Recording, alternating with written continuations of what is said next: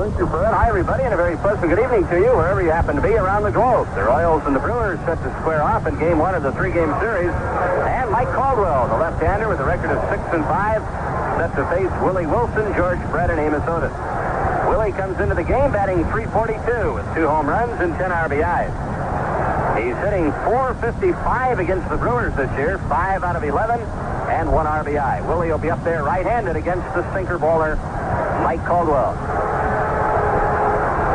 So we're set to go. Charlie Moore drops down a sign for Mike Caldwell. Here's the lineup in the first pitch of the ball game. It's a breaking pitch outside. Mike Caldwell making his 14th start, his first start against the Royals this year. He was 2-1 against the Royals last year. Willie belts one into left field. Ogilvie, the left fielder, coming in, makes the catch, and there's one away. Willie Wilson flies to left, and now George Brett.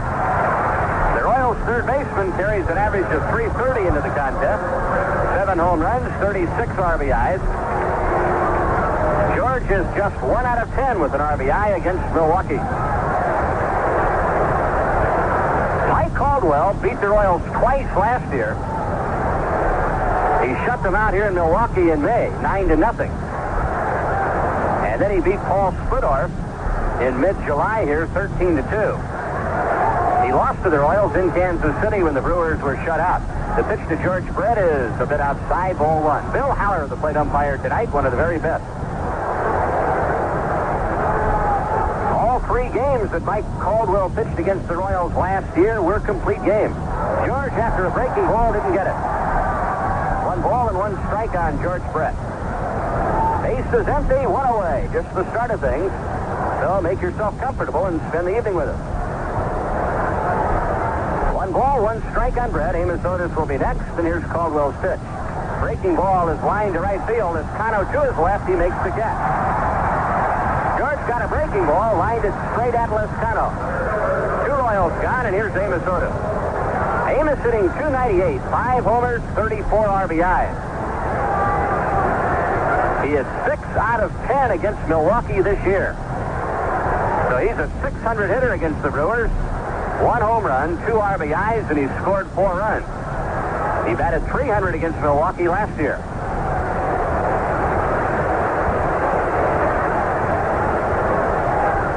Amos 4th in the American League in runs scored. The pitch to Amos is a bit outside, ball 1. George Brett, by the way, leads the American League in runs scored. At bats, he leads in hits with 86. He leads in triples and in total bases. Outside and high, 2 balls and no strikes on Amos Otis.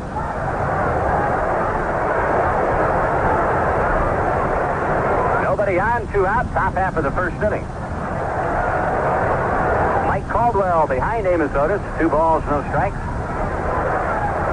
Here's the pitch. A little tap. Caldwell off the mound toward first base, underhand toss. In time, side retires. The 2 fly balls and a tap back to the pitcher. And that tells the Royals' story in the top half of the first. After half an inning, Royals nothing, Brewers coming up. Let's look at details of the baseball games played in the American League last night. Ben Ogilvie smacked a 2-run homer as the Milwaukee Brewers beat the Texas Rangers 6-2. Bill Travers went the distance in getting the win for Milwaukee. The losing pitcher was the Rangers' Doyle Alexander.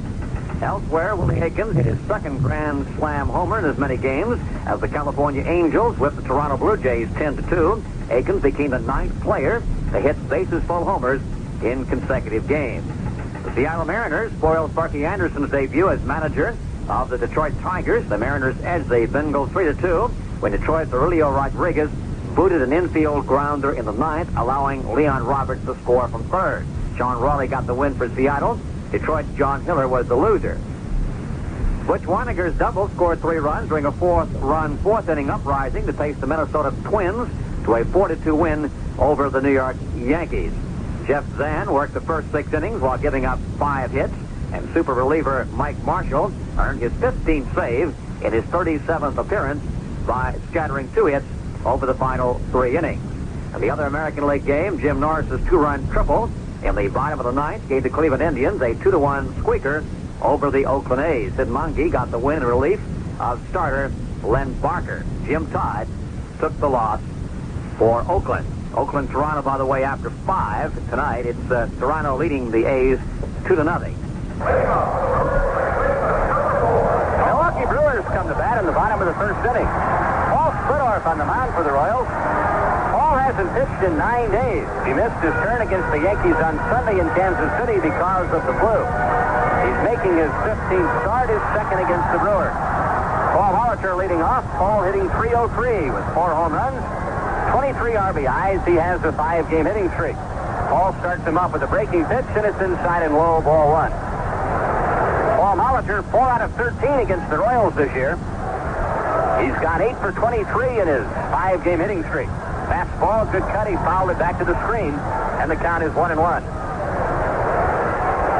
Paul Molitor, in his last 25 games, has been a .370 hitter. 69 hits now for Paul, right-hand batter. Splittorff's pitch. Off speed and low and outside. 2 balls and a strike. Splittorff has won 7 of his last 10 decisions. Let up is low. 3 balls and a strike.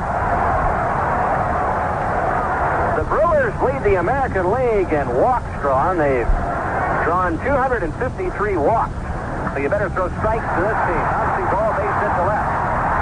Molitor opens the bottom of the first with a ground ball single between Brett and Patek. So what happened, Splittorff ran the count 3-1. He got behind Molitor, then he did throw a strike, and Molitor promptly singled. Here's Cecil Cooper, Brewers first baseman. Coop hitting .295, 11 home runs, 45 RBIs.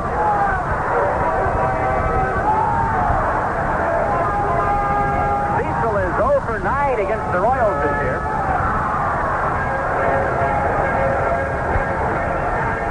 Paul Molitor at first, well, they're watching. He has 13 steals.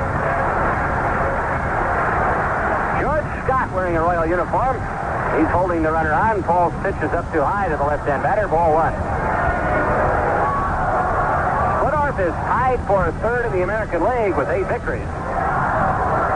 He has 5 complete games, and complete games in his last 2 outings. Good breaking ball for a strike, and it's evened out 1-1 on Cecil Cooper.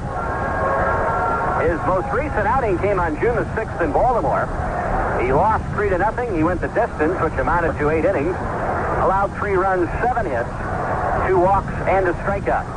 Here's the 1-1 pitch to Cooper. Coop had a notion and laid off. It was just outside. 2 balls and a strike.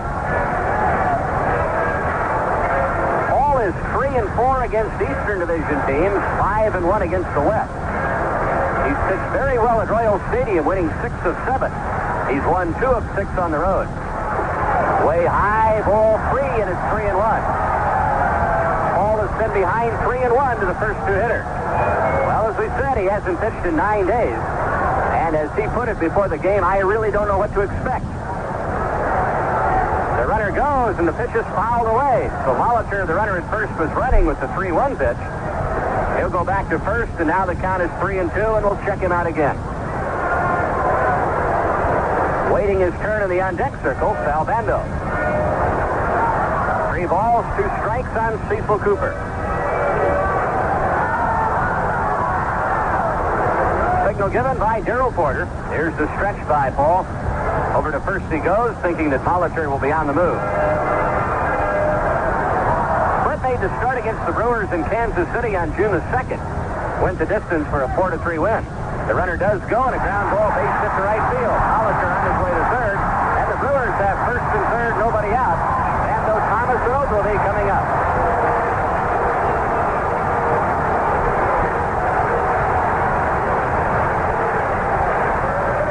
Boy, that's a perfect example of how tough it is to pitch behind big league hitters. Even with Paul's selection of pitches, the fastball, the curveball, slider, he changes off the curve. He'll throw just a straight change, but it's tough when you're behind. And the Brewers have runners at first and third to prove it. Here's Sal Bando. Bando hitting .228, 4 homers, 16 RBIs. He has always did well against the Royals. He was tough against the Royals as a member of the A's. Then he changed uniforms, but that didn't change. The pitch to Sal is a breaking ball, low and inside. Ball one.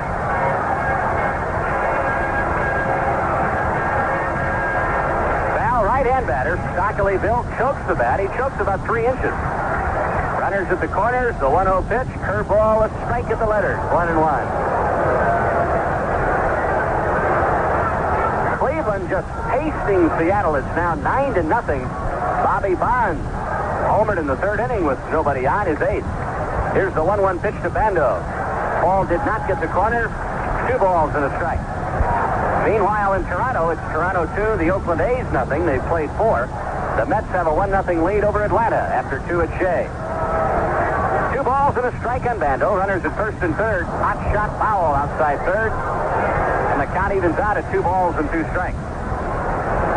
Detroit 1, California nothing. They've played 2 in Detroit. Marky Anderson now at the helm of the Tigers. When Splittorff beat the Brewers in Kansas City on June the 2nd, he allowed 9 hits, 3 runs, walked 5, struck out 3. The 2-2 pitch to Bando, belted to deep left field. Back goes Willie Wilson to the wall. Gone.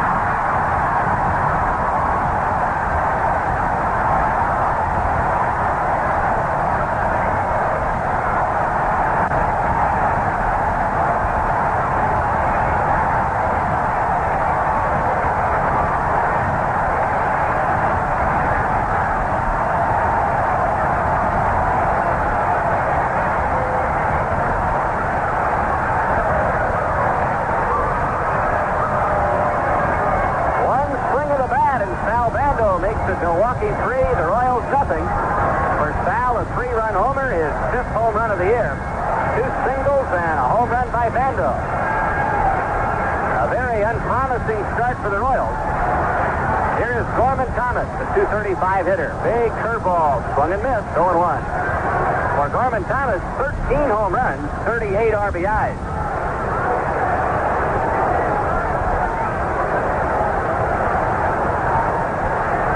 Is 3rd in the league in free passes. He's walked 43 times. Curveball, a strike called, 0-2.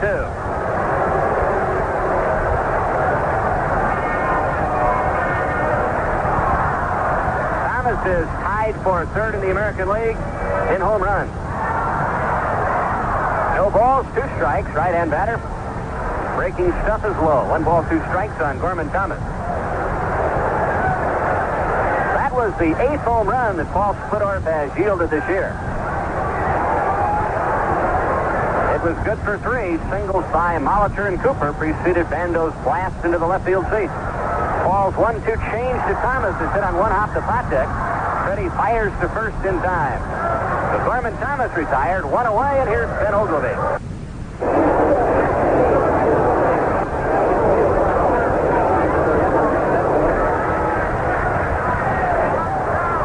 Empty, 1 out. The batter's Ben Ogilvie. Ben, a .232 hitter, a dozen homers, 36 RBIs. Ogilvie in his last 12 games has hit .311, 14 for 45. He's 2 out of 7 against the Royals. Paul Splittorff's pitch to the tall, thin left-hand batters, low and outside, ball 1. Well, the Royals are winding down a stretch of 19 consecutive games against the top 4 teams in the Eastern Division. This 3-game set with the Brewers will end that. Breaking ball, a strike on the outside corner. Ogilvie not so sure. Turns and looks at Bill Haller, the plate umpire. The Royals in this stretch of games have won 7. They've lost 9. They beat the Brewers 2 out of 3 in Kansas City last week. There's a drive to deep center. Back goes Amos Otis to the center field wall. He leaps up and makes the catch. Fine play by Royal center fielder Amos Otis. He timed his leap perfectly, and the only reason that Ben Ogilvie didn't hit a home run, he picked on the deepest part of the ballpark. 402 to straightaway center. And that's where Otis was when he hauled down that long drive. Here is Sixto Lezcano, the Milwaukee right fielder. Lezcano batting .320 with 8 homers, 38 batted in. He has hit safely in 4 straight. So Paul Splittorff getting rocked here in the first inning. 3-0 Brewers, 2 singles, and then Bando's 3-run homer. Curve to Loscano, a right-hand batter, is low, ball one.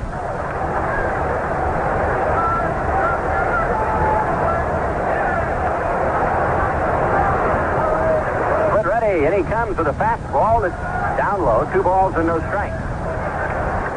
The Royals still reeling from playing the Boston Red Sox 2 nights ago. The Red Sox getting 18 hits, including 4 homers. One of them a grand slam. There's ball 3 to Loscano.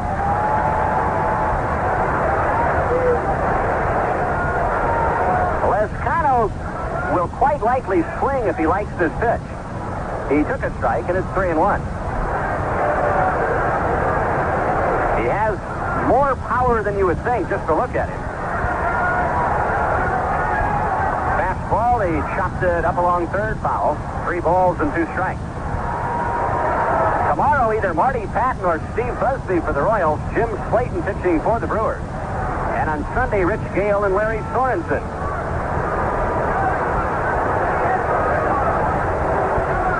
And you say either Marty Patton or Steve Busby. You can see what kind of shape the Royals staff is in. High ball 4, and Loscano walks.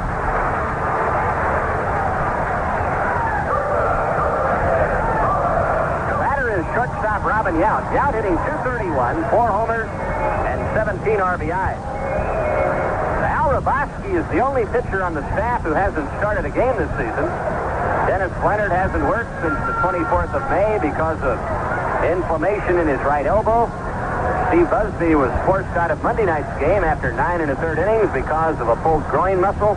Yount, a right-hand batter, takes inside ball 1. Paul Splittorff, as we mentioned, making his first start in 9 days. Stephen Gorey had to start a game against the Yankees. His first start in 4 years. Breaking ball hit up the middle, base hit. Loscano around second on his way to third on Robin Yount's single.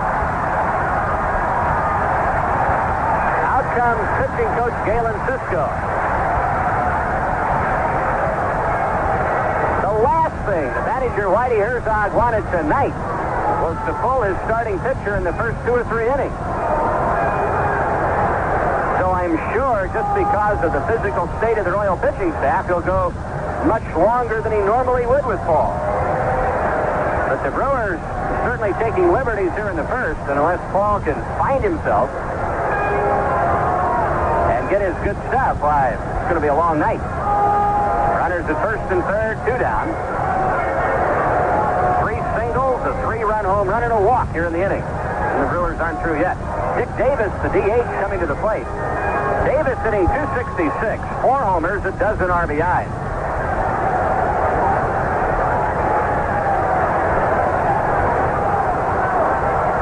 Darrell Porter out to visit with Paul.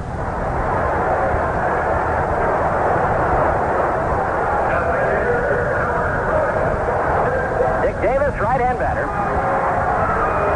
Normally when Galen Cisco comes out, that means the bullpen will start, but like we said, the Royals can ill afford to have their starting pitcher leave in the first few innings, so the bullpen is quiet. The pitch to Dick Davis. Bouncing ball, deep third. Brett will have a long throw to make, and it's on target. Good play by George. George Brett to George Scott. By George, the Brewers are out. But they come up with 3 runs, 4 hits from the big blow, Bando's 3-run homer. At the end of 1, Milwaukee 3 and the Royals nothing. Looking at the National League results from last night, Mick Kelliger lashed a 2-out, 2-run single off reliever Gary Lavelle in the top of the 9th inning to give the Chicago Cubs an 8-6 win over the San Francisco Giants. The hit followed a wild pitch that moved Cub runners in the scoring position. Lavelle took the loss. Cub reliever Dick Tidrow got the victory. Willie McCovey of the Giants homered in the 3rd, his 513th lifetime, moving him into 9th place on the all-time list. Other action, Gary Carter's 2-run double in the 8th inning helped the Montreal Expos beat the Atlanta Braves 4-3. Reliever Elias Sosa pitched 2 innings of hitless ball and notched the victory. Atlanta's Gene Garber was the loser. On the West Coast at San Diego, pinch hitter Barry Evans lined a 2-out single to right center in the bottom of the 14th inning to score Ozzie Smith from second base, give the San Diego Padres a 2-1 victory over the Pittsburgh Pirates in a sweep of the 3-game series from the Bucs. After John Candelera, making a rare relief appearance, retired the first 2 batters in the bottom of the 14th, Smith reached first when shortstop Tim Foley booted his grounder for an error. Dave Winfield then drew a walk before Evans smacked his game-winning hit. John D'Acquisto, now 3-4, pitched the final inning that gained the victory, and Candelera took the loss. His record falls to 4-6. And we'll be checking the American and National League scoreboard. A lot of games underway now in a few moments. In fact, there are all the games on the way in the American League, and there are 3 in the National. The Brewers leading 3-0, and for the Royals, Al Collins, George Scott, and Darrell Porter will be coming up against Mike Caldwell. Before the Royals bat, let's pause for station identification. This is the Kansas City Royals Radio Network. This is the American Forces Radio and Television Service.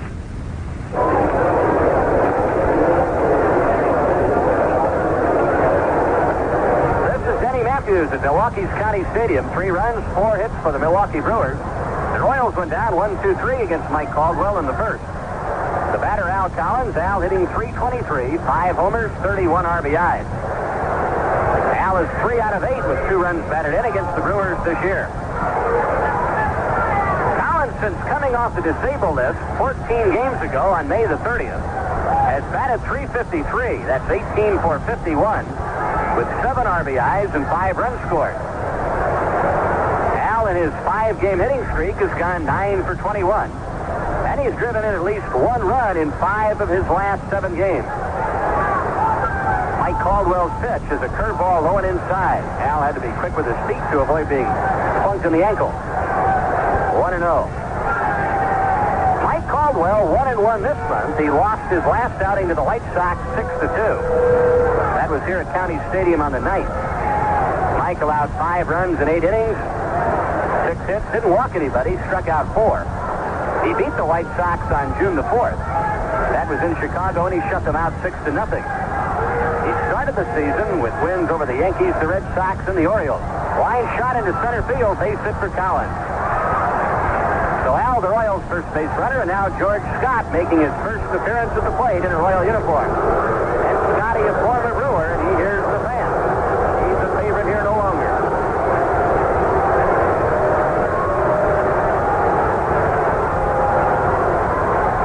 George must feel right at home in the sense that this was the kind of reception he was getting in Boston. He was traded to the Royals 2 days ago for outfielder Tom Poquette. So here's Scotty wearing number 0. Oliver of the Rangers also wears 0. And the pitch is on the outside corner for Mike Caldwell.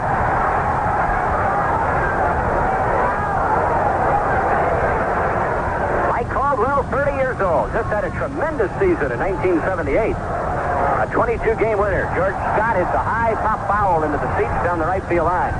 No balls and 2 strikes. Only the Yankees' Ron Guidry had a better season than Milwaukee Brewers left-hander Mike Caldwell last year. Mike throws a sinker, a slider, a curve, and a change.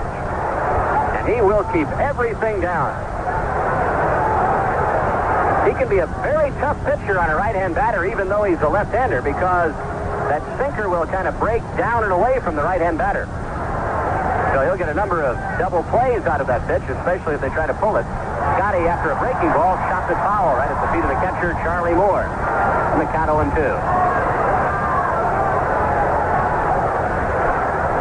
Mike Caldwell, a tough competitor. Time was when he would fuss around on the mound and take all kinds of time. But not anymore. He's become more aggressive. He's speeded things up, and he's a better pitcher. High fly ball, rather deep center. Gorman Thomas back into his left to the warning track to one-handed. And Collins almost down to second, has to retreat to first. So Mike Caldwell kept Scotty in the ballpark, even though George sent center fielder Gorman Thomas back to the wall. One away, here comes catcher Darrell Porter, and Darrell, a former Milwaukee Brewer.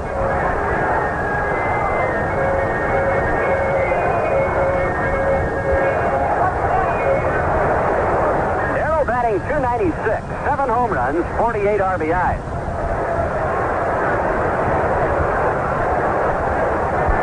Against his old team this year, 3 out of 7. 2 runs scored, 2 batted in. Mike Caldwell goes to first. Al Collins is back. Nothing special at all about Mike Caldwell's move to first. The Royals feel that they can run on Caldwell. Although now down 3-0, well, that's a different story, perhaps. Outside to Darrell Porter, 1 ball, no strikes.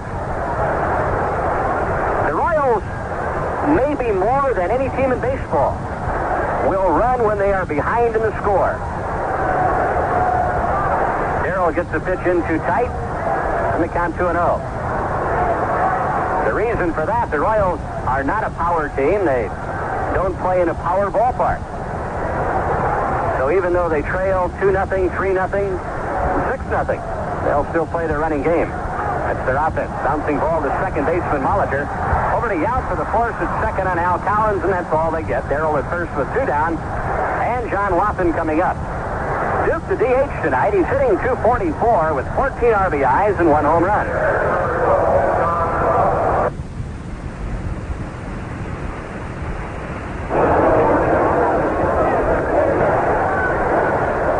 Milwaukee 3, Royals nothing. We're in the top of the second.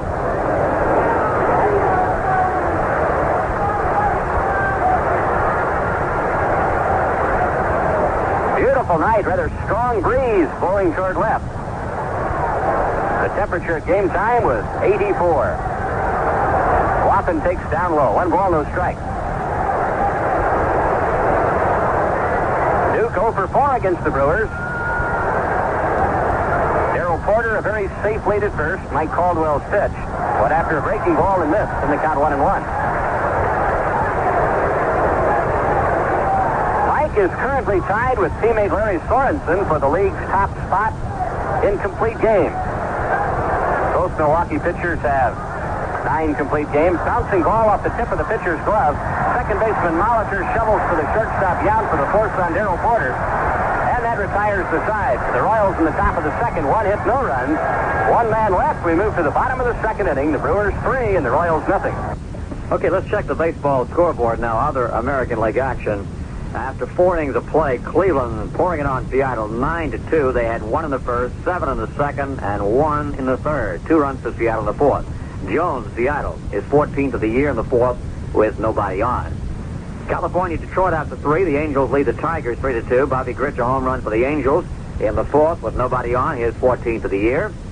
5 innings of play. Toronto ahead of Oakland 3-0. Boston and Chicago, first inning. White Sox 2, Red Sox 1.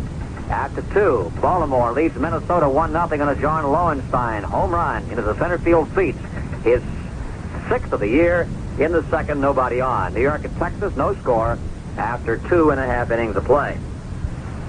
Checking the National League scoreboard now. After 4, Houston 1, Montreal 1, 4.5. The Mets lead Atlanta 1-0. 3 innings of play. The Philadelphia Phillies 3. And the Cincinnati Reds 1. 3 late games on the West Coast in the National League. St. Louis and San Francisco, Pete Vukovich 6-3, the probable pitcher for the Cardinals. For San Francisco, Phil Nestor 2-4. Pittsburgh at Los Angeles for the Pirates, Bert Blyleven 2-2. For the Dodgers, Don Sutton 6-6. And Chicago Cubs at San Diego. For the Cubbies, Rick Russell 5-5. And for the San Diego Padres, it's expected to be Eric Rasmussen. His record so far 3-6. In Milwaukee, it's 3-0 Brewers. 3 runs on 4 hits for Milwaukee as they sent 8 men to the plate in the first inning. Sal Bando, a 3-run home run following singles by Molitor and Cooper. Here's Charlie Moore, the catcher, the number 9 hitter, and Charlie takes the strike. Charlie Moore batting .362 with a home run and 15 RBIs.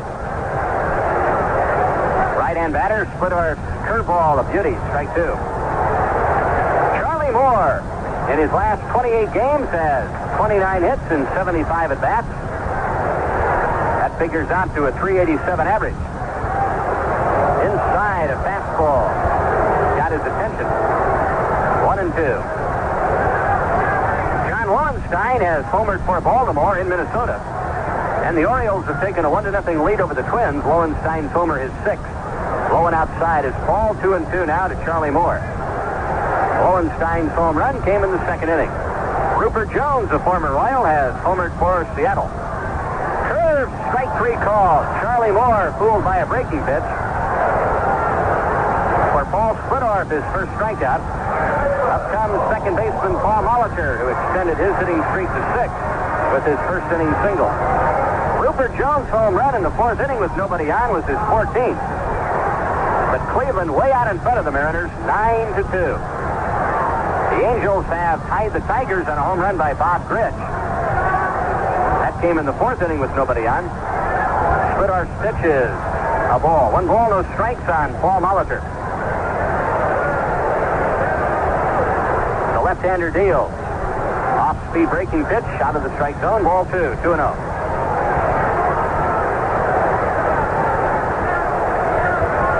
Signal given, the 2-0 pitch. Ball 3. Paul walked a man in the first inning. He walked Liscano. But his problem started working behind the hitters. There's a strike, 3-1. He fell behind both Molitor and Cooper. They both singled. He was 2-2 on Sal Bando, and Sal homered into the seats and left.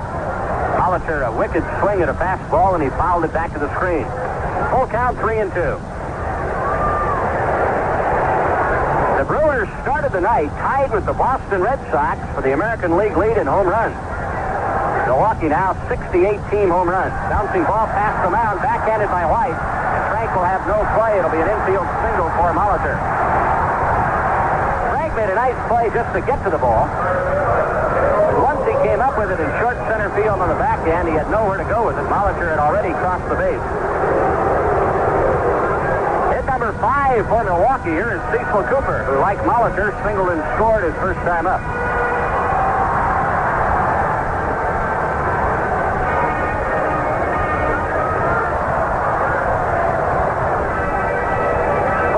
Bag now doing a little landscaping down in front of the pitching rubber. The Royals' team earned run average is a rather unsightly 4.53. Paul's pitch is high, 1 ball, no strikes on left-hand hitting Cecil Cooper.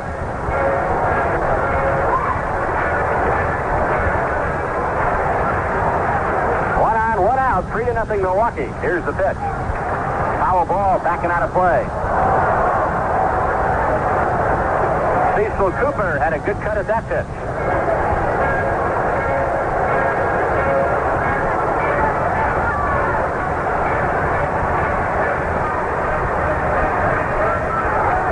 One ball and 1 strike on the Milwaukee Brewers first baseman. Cooper now has 73 hits for the year. Checks the runner. Here's the pitch. Fastball is high. 2 balls and a strike.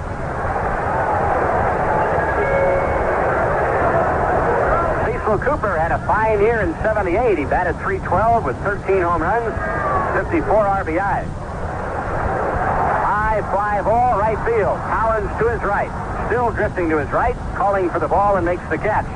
And Molitor back to first. Cecil Cooper is just 2 home runs behind his output of 1978 season. But here in the second, he's gone on a fly ball to right, and here is Sal Bando. Sal hit his 5th home run of the year in the first inning with 2 men on, and that's the ball game to this point. 3-0 Brewers, bottom of the second. Runner at first, 2 down. Paul Splitter's checking in with Darrell Porter. Darrell drops down a sign. Paul Splitter's set at the belt. There goes the runner. Bando takes inside and no throw as the ball was blowing inside. Darrell could not come up with it. And Molitor has his 14th stolen base.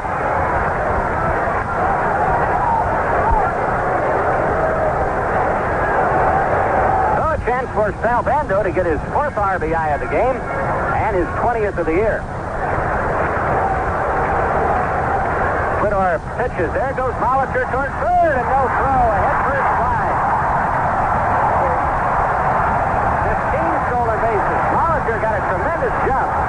Neither Patek nor Frank White very close to second base. Paul didn't pay that much attention to Molitor. And even though with 2 out, he's not that much better off at third than at second, Molitor figures, what the heck? If they don't care, I'm going. So an infield hit, wild pitch, fastball, and air could get the Brewers their 4th run. 2 balls, no strikes, so Paul is behind Sal Bando. High ball 3.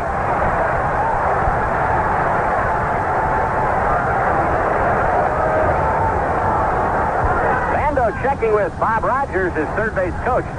Let's see if they have the cuffs on Sal. The 3-0 pitch. He's swinging, and what a cut he had. He fouled it back. It figured that Bando was swinging. Here's your number 3 hitter. You're leading 3-0. There are 2 out, a runner at third. Why not? Already the 3-1 pitch. Breaking ball, well thrown, and the best Bando could do with that pitch was to top it foul right at the feet of Darrell Porter. 3-2.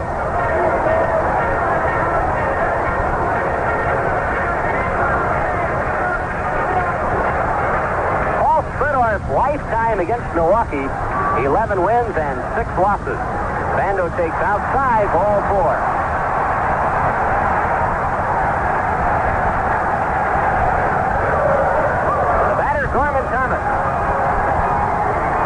Bounced out to Patek his first time up.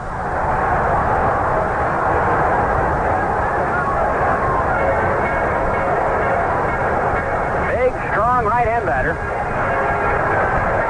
Norman Thomas, 6'3", 205.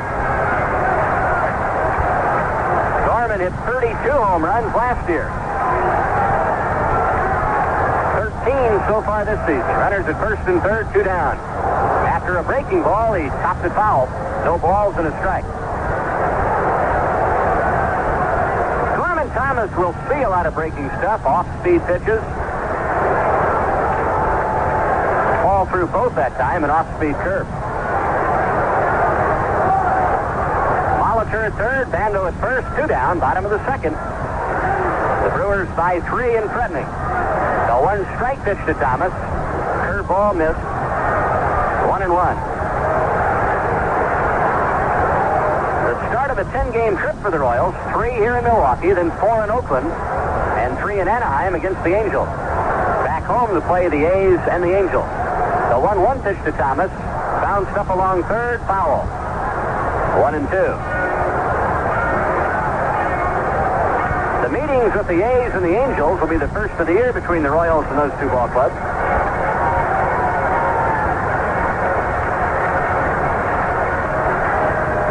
1 ball, 2 strikes on Gorman Thomas. 3 runs, 5 hits for the Brewers. No runs, 1 hit for the Royals. The Royal hit a single by Al Collins. Paul has the advantage in the count. The left-hander at the belt, and the 1-2 pitch. Fastball just missed the inside corner. You talk about the guessing game between pitcher and hitter. Paul had thrown him a lot of off-speed stuff. Quite a few curveballs, and then Paul, together with Darrell Porter, feeling that Thomas would be looking that way, tried to sneak the fastball on the inside edge, but barely missed. Now the 2-2 pitch. Back to the curve and a line drive into right field. Base hit. Molitor scores. Bando checks in at second, and it's 4-0 Brewers. I'll say this about Gorman Thomas: he didn't try to pull the pitch or fight it. He served it ever so gently over Frank White out into right field. Thomas drives in his 39th run of the year. 4-0 Brewers on a half a dozen hits. Here's Ben Ogilvie. Ogilvie sent center fielder Amos Otis back to the wall for his long drive in the first.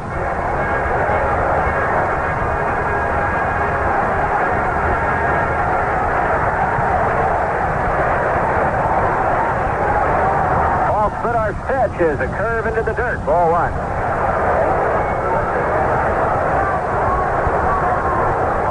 Bullpen can wait no longer. Eduardo Rodriguez begins to throw.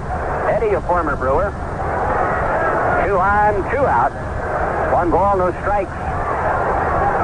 Cute foul off the end of the bat. It rolls into the Royal dugout. 1-1, the count on Ben Ogilvie.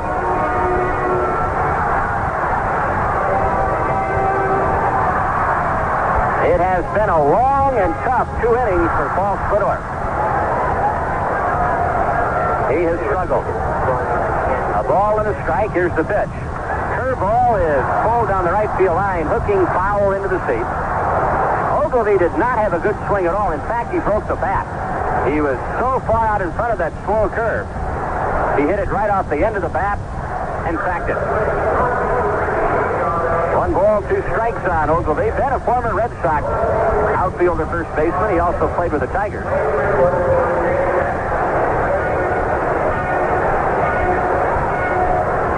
fine season in 78, hitting .303 with 18 home runs, 71 RBIs. He raised fifth in the American League with that .303 average. He was ranked ninth in the league in slugging percentage. 1 ball, 2 strikes. Splittor checking the runners. Here's the pitch. Into the dirt. Knocked down by Darrell Porter. No advance.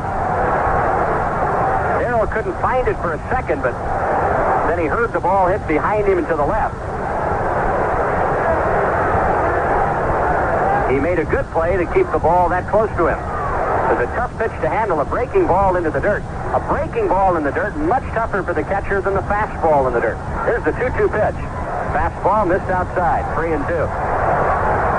Now the Brewers will have the additional offensive advantage of having the runners move. Bando with slightly below average speed at first. Gorman Thomas about average speed. Bando at second, Thomas at first. Frank Howard, the first base coach, barking some instructions. There go the runners. Bouncing ball up the first baseline, foul. Paul made a great pitch that time. He had Ben Ogilvie hopelessly tied up with a pitch right in on the hand. And Ogilvie, a half swing, almost a check swing, just dribbled one up along the first baseline. And fortunately for Ben Ogilvie, the ball just veered off foul. So once again, the runners will be on the move. Bando from second, Gorman Thomas from first. Splittor ready, and now the 3-2 pitch to Ben Ogilvie. Sharply hit ground ball, but right at Frank White, who bobbles, recovers, and throws out Ben Ogilvie to retire the side. So the Brewers, out of all that, get 1 run on 2 hits. They lead 2, they stranded 4, and after 2 innings in Milwaukee, the Brewers 4, and the Royals nothing. Let's recheck the scoreboard now in the American League. Bobby Grich having quite a night. He's hit 2 home runs so far, the ex-Oriole has, for the California Angels. First one in the 4th, nobody on his 14th. Again, Grich in the 4th with 1 on for the Angels, his 15th of the year. So California leading Detroit 5-2, and 3 of the runs responsible for the big bat of Bobby Grich. Seattle and Cleveland 5 innings. The Indians pouring it on the Mariners 9-2, 6.5. Toronto 4, Oakland nothing. Nothing further on Boston, Chicago. 1 inning of play. The White Sox lead the Bo Sox by a score of 2-1. National League scoreboard: 4 innings. Houston 1, Montreal 1. 4.5. Mets 1, Braves nothing. 3.5. Cincinnati leading Philadelphia 4-3. And of course, later starts, as we mentioned, Chicago at San Diego, Pittsburgh at Los Angeles, and St. Louis at San Francisco. The Minnesota Twins today reactivated third baseman Mike Cubbage, who's been on the disabled list with a bad back since May 28th. Cubbage resides in off-season in Charlottesville, Virginia. He played high school ball in Charlottesville, which is not too far from Washington, D.C., and was also quite a football player. To make room for Cubbage on the roster, infielder Dan Graham was optioned to Toledo of the AAA International League. Graham had only 4 at-bats with the Twins. And the Milwaukee Brewers announced tonight they're sending relief pitcher Lance Rosen to their AAA farm club in Vancouver. The Brewers reduced their roster to 24, leaving 1 spot open in anticipation of the return of Don Money, who's out with a pull hamstring. We played 2 innings at County Stadium, Milwaukee. The Brewers lead the Royals 4-0. 4 runs, 6 hits, no errors for Milwaukee. The Royals, no runs, 1 hit, and no errors. Frank White, Fred Potek, Willie Wilson coming up against Mike Caldwell. And here's Fred. All right, thank you, Denny. The Royals are going to have to get some offense if they're going to stay in it. Paul Splittor, having been rocked the first 2 innings, still in the ballgame, trying to find himself. But the Royals need to produce something.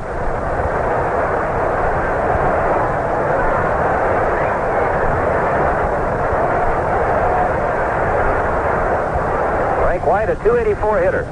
Right-handed batter in.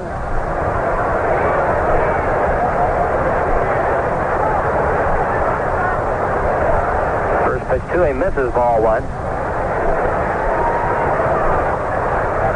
Frank's average is at .284, 3 homers, dozen RBIs. It's a high pop foul back to the plate. Charlie Moore to take a look, but he doesn't have a play. And the count's even, 1 ball, 1 strike. Frank just back in action after missing 32 games with a broken hand.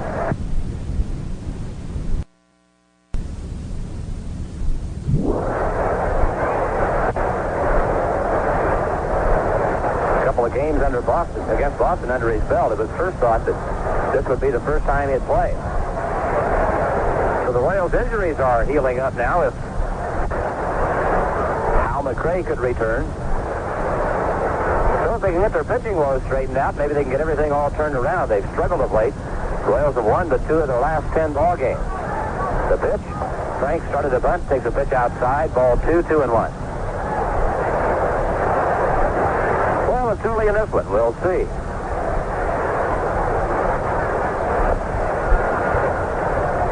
Callen's got the Royals' only hit off Mike Caldwell in the first 2 innings. The pitch to Frank White, a sharp shot down to the third baseman. Sal Bando throws him out. Bando to his left a step or 2. Throws out Frank White. Now here's Fred Patek, a 236 hitter.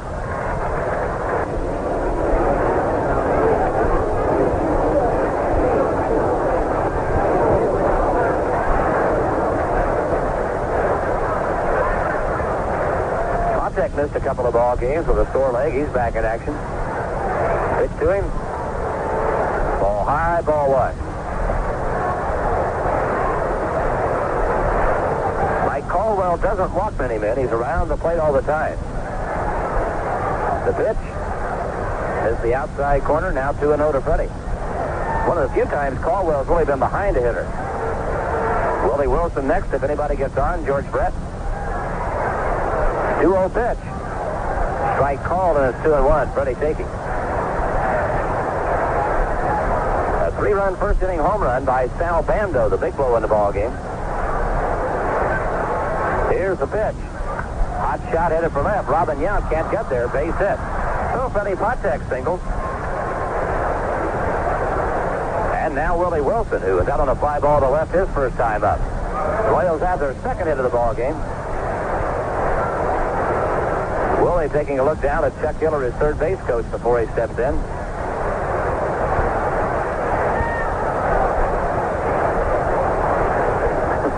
Willie and Chuck can't get together. Every time Willie looks, Chuck's looking the other way. Chuck gives signs, and Willie's not looking. Bando shortened up at third. The outfield playing Willie straight away. You can see the outfield in the American League starting to show Willie a little bit more respect. The pitch to him. Swung and missed. Early in the year, they all played him very, very shallow, but now they've retreated to normal depth.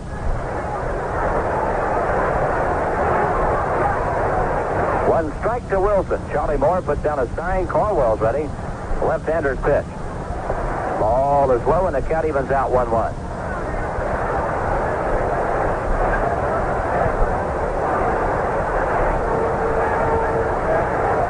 Caldwell tugs at his cap.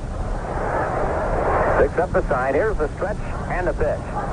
Ball inside. Breaking stuff missed. 2 balls and a strike to Willie. The beginning of a 10-game road trip for the Royals. 3 here in Milwaukee, 4 in Oakland, 3 in Anaheim.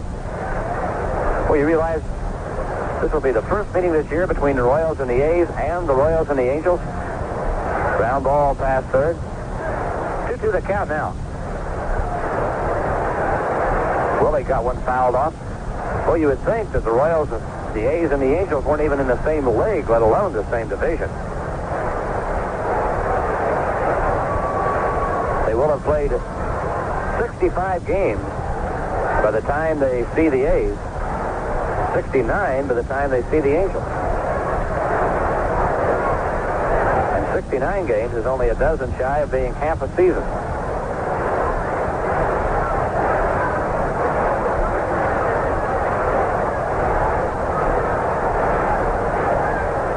Ron Luciano at first, fiddling around, is now done, and we're ready to play again. Here's the stretch. 2-2 pitch. Ball outside, and a full count. 3-2 to Willie Wilson. And Caldwell, very consistent at throwing strikes. 3-2 now with Willie. He doesn't want to walk in to get Brett to the plate. It's 4-0 Brewers. Here's the stretch. Now the pitch. There goes Patek. The pitch fouled off. Still a full count, 3-2.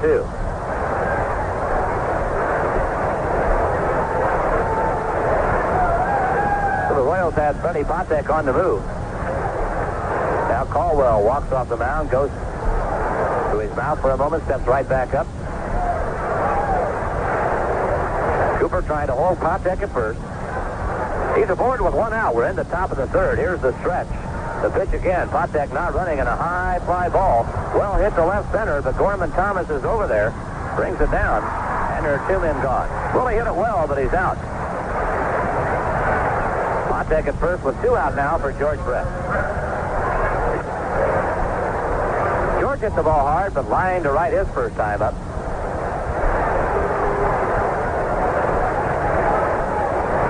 George, a .330 hitter. He was but 1 for 10 against Milwaukee and Kansas City in a 3-game series, so he's just 1 for 11 against the Brewers right now.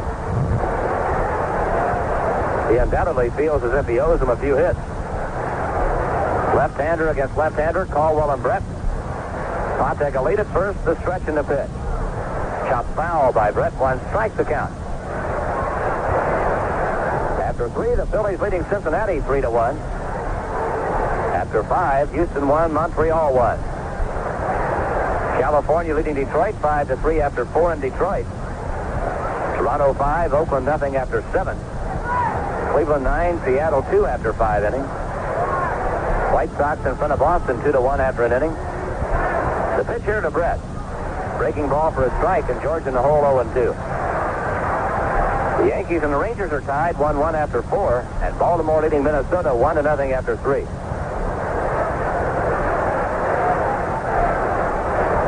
Caldwell with working room now. 0-2 the count. Here's the stretch in the pitch. Way low and outside. The count's 1 ball, 2 strikes to George.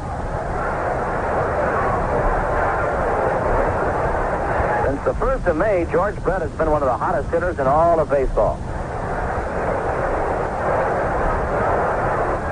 Oh, he just came to life. 1-2 pitch on the way. Line in left field. It's a foul ball, just barely. George hit a twisting line drive over third that looked like it was going to drop in fair territory. But at the last moment, it twisted foul. So it cost Brett extra bases. It might have cost the Royals a run. Still 1-2, and George. A long walk back to the plate to try it again. Amos Otis in the on-deck circle, hopeful of hitting if Brett gets aboard.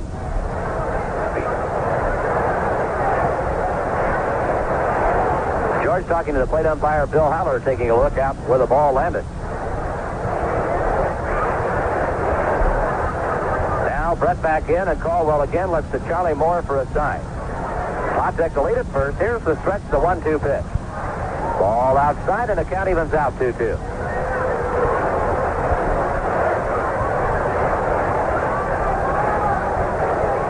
Caldwell in no hurry with a man on base. He has slowed down considerably. Now he's ready. Here's the stretch and the 2-2 pitch to George Brett. He breaks contact instead. Potek does not have a big lead at the moment.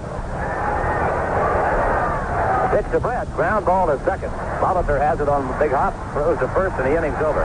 Brett out second to first. So the Royals unite in the top of the 3rd. No runs a hit. They leave a man, and we go to the bottom of the 3rd. It's still the Brewers 4 and the Royals nothing. All right, slow game so far at Milwaukee's County Stadium. How about this score now? We just got something in on the Western Union ticker in the AAA International League. The Rochester Red Wings and the Toledo Mud Hens. They played 7 innings, and we're trying to figure out on the computer the score. Rochester had 9 in the first, 9 in the second, 9 in the third, 2 in the fourth, 9 in the fifth, 9 in the sixth, 9 in the seventh.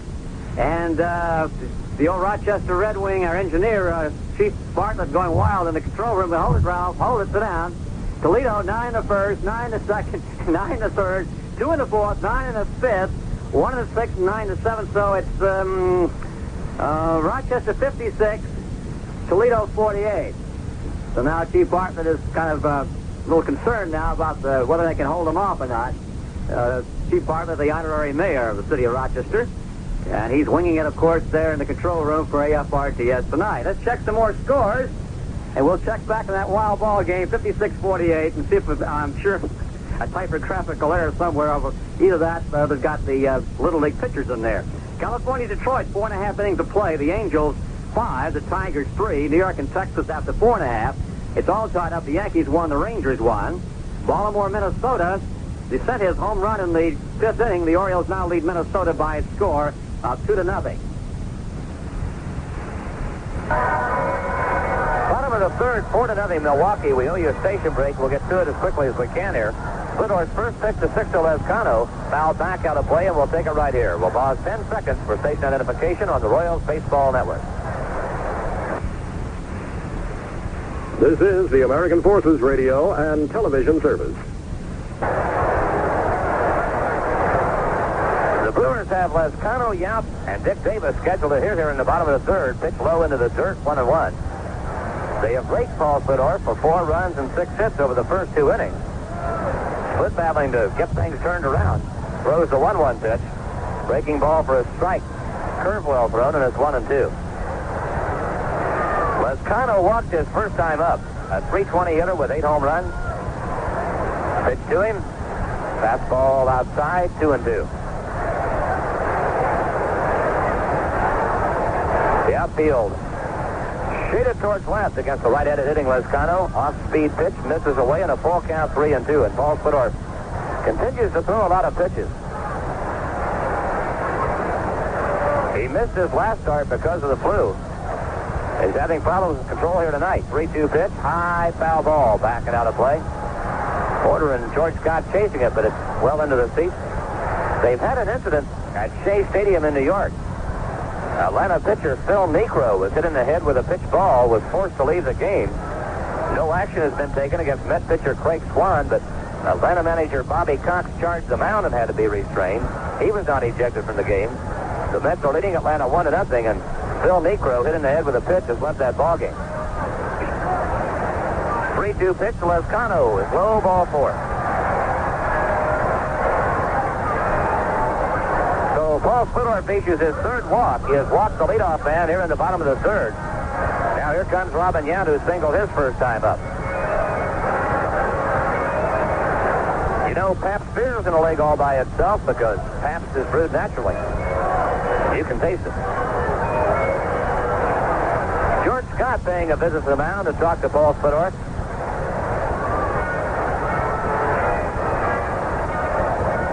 So the Brewers up 4-0, get their leadoff man aboard here in the third. Now Robin Yount in the batter's box. Paul Splittor picks up the sign from Porter. Checks Lescano at first. Here's the pitch. High foul ball on the play down the right field side. 1 strike to count.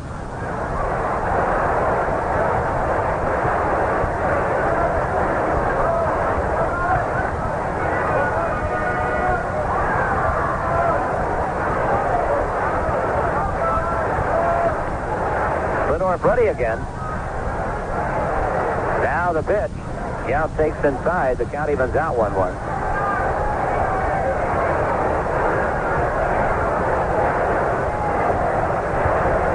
For the White Sox pounding Boston, it's now 7-2 in the bottom of the third. Jim Rice at his 13th home run. For the Red Sox in the third with nobody on, but Chicago scored 5 in the second. There's a little tap back to the mound. Splittor looks at second, but he's only played at first. In time on a close play, they get Robin Yount. The play goes 1-3. Lescano moves to second. And now Dick Davis, the designated hitter, the number 8 hitter in the lineup, has grounded to third his first time up. They're in the bottom of the 5th in Detroit, California, leading Detroit 5-2. Bottom of the 5th in Texas. Yankees 1, Texas 1. Top of the 5th in Minnesota. The Orioles 1. Twins nothing.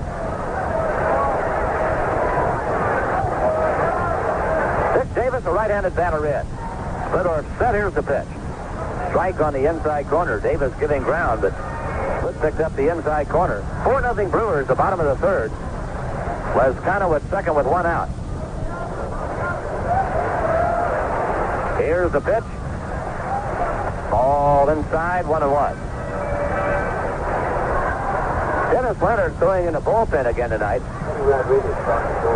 Now Rodriguez is up throwing. Dennis Leonard has been throwing along with Paul Splittor. When Split is pitching, Leonard gets up and throws the bullpen. He did that when Steve Busby pitched against Boston.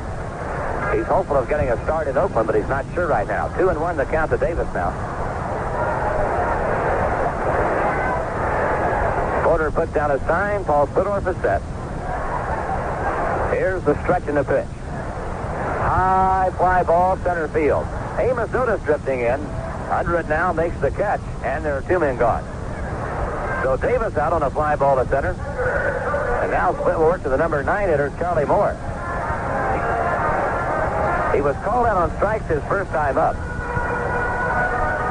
His average when this game began, 362. A homer and 15 RBIs.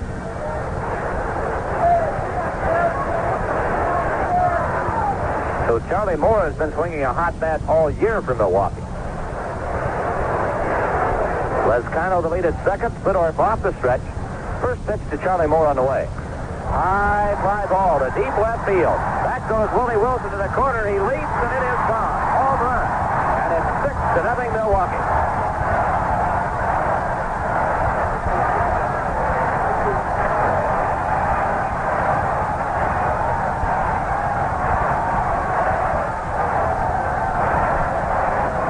Charlie Moore hits his second home run of the year. The Brewers' second of the ball game.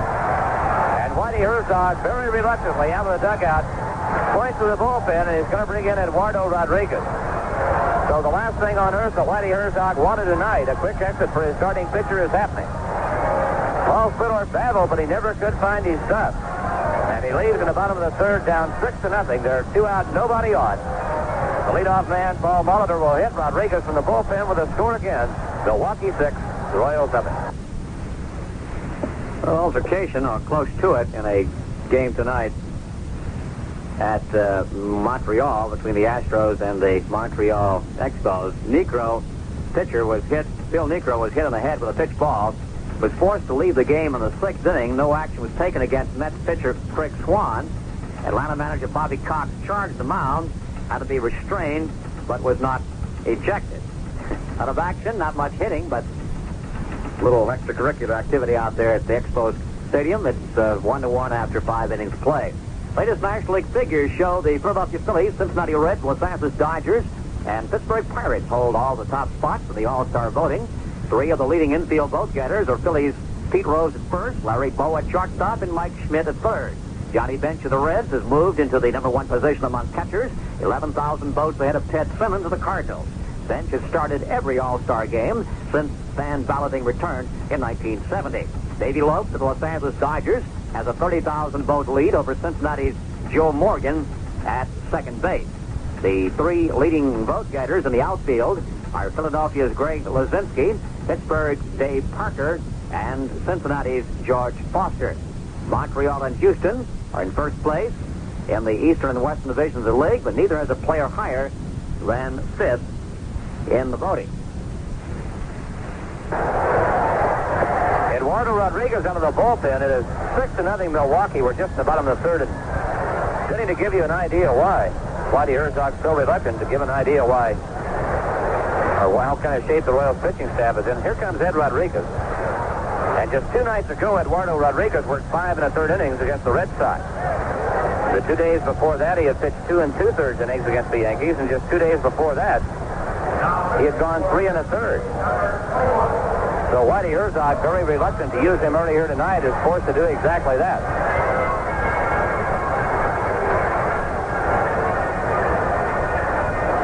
And I guess you'd have to say that the Royals bullpen is pretty well shattered right now, and Paul Splittorff just couldn't give him very much here this evening. He had missed his last start with the flu, and it was pretty obvious from the onset that he did not have his stuff tonight.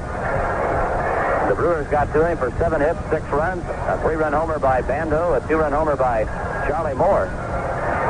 And the Royals are buried in the 3rd inning here, and they're going to have to crawl out of the deep, deep hole if they're going to do any good here tonight. And then you really have to wonder where the answer is. It's obviously going to be from the starting pitchers getting a couple of good turns and giving the bullpen some rest. And pitchers being like hitters go into slumps, but you have to hope they get it turned around pretty soon, huh?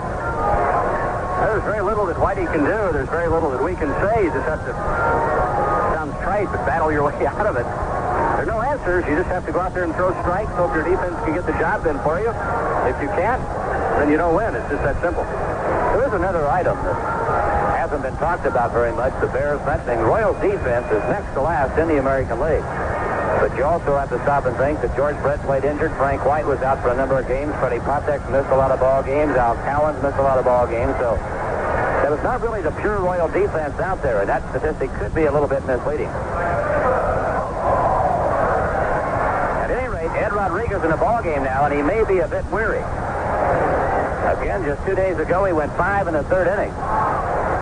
And you have to wonder how much he can give the Royals here tonight. Molitor steps in. He has singled twice and scored twice. Stolen 2 bases. Rodriguez to Molitor. Goes it right on by Darrell Porter. Ball 1.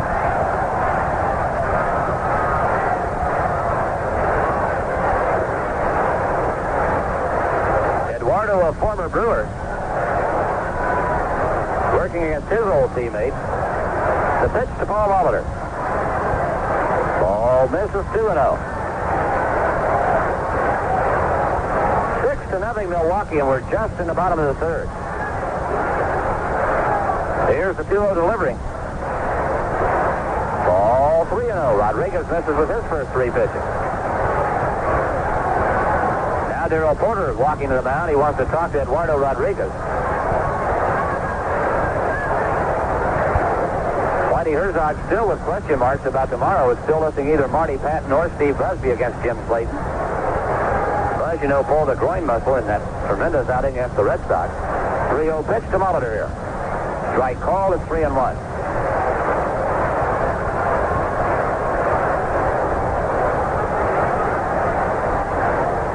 Here's the pitch. Molitor fouls one back out of play. Full count, 3-2. Goodness, this game's been going for an hour and 15 minutes, and we're only in the bottom of the third. How much offense the Brewers have had.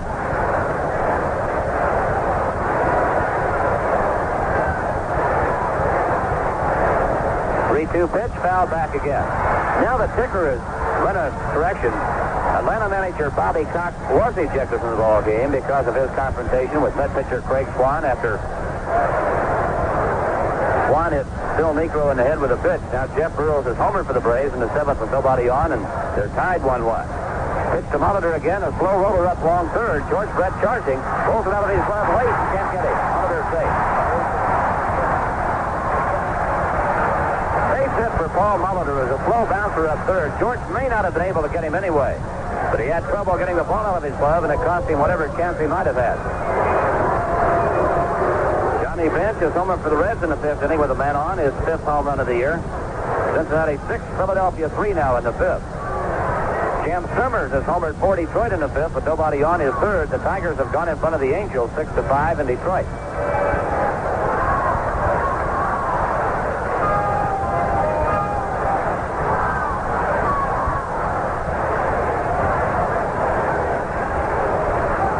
Rodriguez ready. First pitch in to Cecil Cooper, misses, ball 1. 8 hits now for Milwaukee.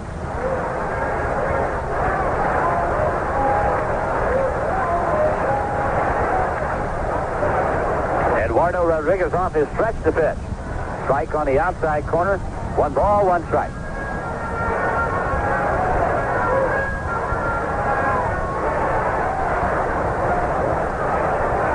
Cooper is single. He's down on a fly ball to right.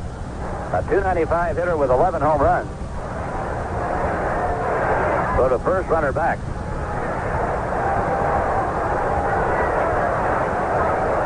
Milwaukee with a lot of bombers on this ball club. They're tied with the Boston Red Sox for the league leadership in home runs. Pitch outside, misses, 2-1. The Brewers have hit 67 home runs this year. The Royals, by contrast, 41. Molitor edging away at first very safely. The pitch swung and missed.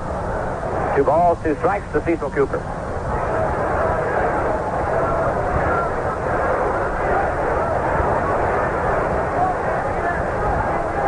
Well, the early indications that the Royals are in for a long night here at County Stadium. Still a long, long way to go. They face a toughie in Mike Caldwell. Pitch grounded foul, past first. But remember back just a few short days ago when Tommy John and the Yankees had the Royals down 5-0 in the middle of a ball game, and Royals came back and won that one.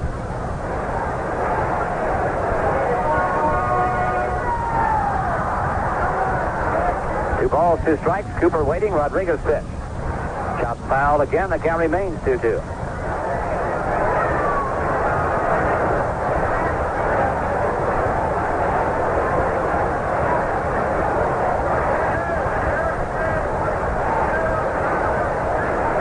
reporter through the signs. Eddie Rodriguez at the belt to pitch again.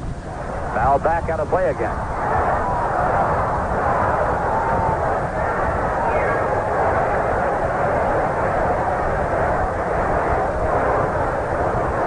So now Cooper and Rodriguez in quite a battle here. Still 2 balls, 2 strikes. Again, Molitor at first with 2 outs. Here's the pitch. Fouled it off again. So Cooper won't give, neither will Ed Rodriguez. Bill Hollow, the plate umpire, chased that ball halfway to the Royal dugout, then gave it back to Rodriguez.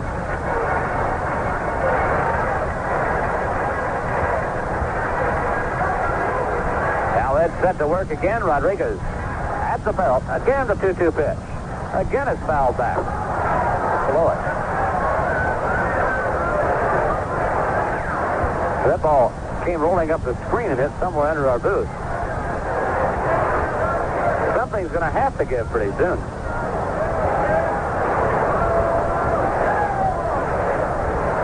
Now Cooper steps out of him. He might be getting arm weary.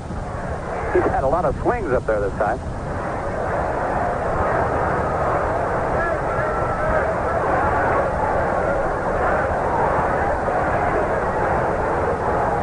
Now the pitch. There's a drive to deep center field. Back goes Amos Otis with room. He's there, he's got it, and the inning is over. But the Brewers scored 2 more runs. 2 hits, they left a man. And after 3, Milwaukee 6, the Royals nothing. Game over in the American League at Toronto. Tom Underwood hurled a 5-hitter to snap a personal 15-game losing streak. And Rico Carty doubled home 1 run and scored 2 others to spark the Toronto Blue Jays to a 6-0 victory over the Oakland A's. Underwood now 1-9, struck out 1, walked 1, while not allowing an Oakland runner past second base. The left-hander's last victory came on August 8, 1978, against the Baltimore Orioles. Atlanta knuckleballer Phil Niekro was removed from Friday night's game against the New York Mets after being hit in the head by Craig Swan's fastball. The incident precipitated a bench and bullpen clearing altercation between home plate and the pitcher's mound when Atlanta manager Bobby Cox had words with Swan. Niekro went to the ground after the pitch, but seconds later was up and walking around. Pitcher Buddy Solomon was inserted as a pinch runner after a 10-minute delay, and Joe McLaughlin took over on the mound for Niekro in the 6th. The pitch may have been in retaliation of a Niekro brushback of Swan in the 5th when the New York pitcher squared the bunt with 1 out and runners at first and second. Niekro's first pitch was a high fastball to hit Swan's bat as the Met pitcher tried to avoid being hit by the pitch. And Toronto Blue Jays third baseman Roy Howell is in place on the 15-day disabled list. He cut his right-hand base running the other night when he tried to break up a double play in a game against the California Angels. To the 4th we go. Milwaukee 6, the Royals nothing. It'll be Amos Otis, Al Cowens, and George Scott for the Royals. Amos has been struggling at the plate lately. He has but 7 hits in his last 43 at-bats. His average has dipped under 300. He was 298 when the game began. Grounded out to the pitcher his first time up tonight. He hit Mike Caldwell extremely well last year. Otis last season, 5 for 9 with a home run against Mike Caldwell. First pitch to Amos. A pretty good cut, and he missed. 1 strike to count.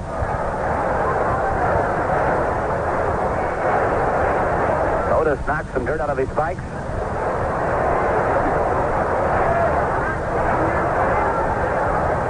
Caldwell looks to Moore for a sign. The left-hander winding, and here comes the pitch. Strike called. 0-2 to Otis.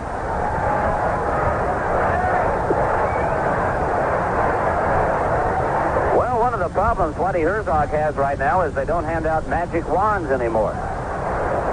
If so, he could just wave the magic wand, and all the pitching woes and all the other woes would be cured. Injured players would be well. It just doesn't work like that. Pitch outside, 1-2. So all he can do is hope that his pitchers can pitch their way out of it, that his hitters can produce, the defense plays, and Royals get it going again. Ground ball headed for left. Robin Yount backhand, deep in the hole, long through. Otis beat it. He's safe. A base hit for Amos Otis to start the Royals half of the 4th.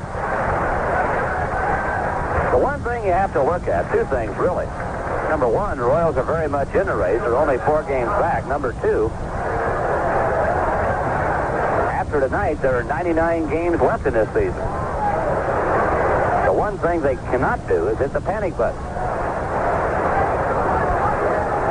This is the same pitching staff that pitched the Royals to 3 divisional titles in a row. Basically the same ball club that won them.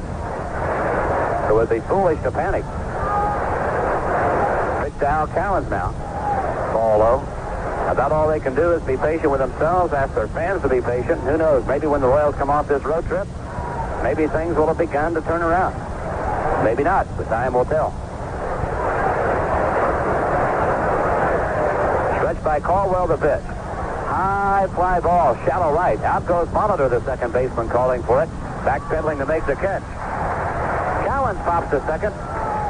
Otis holds at first, and here now George Scott, who drove Gorman Thomas to the wall in center field his first time up. Well, the Texas Rangers have dropped a big inning on the Yankees.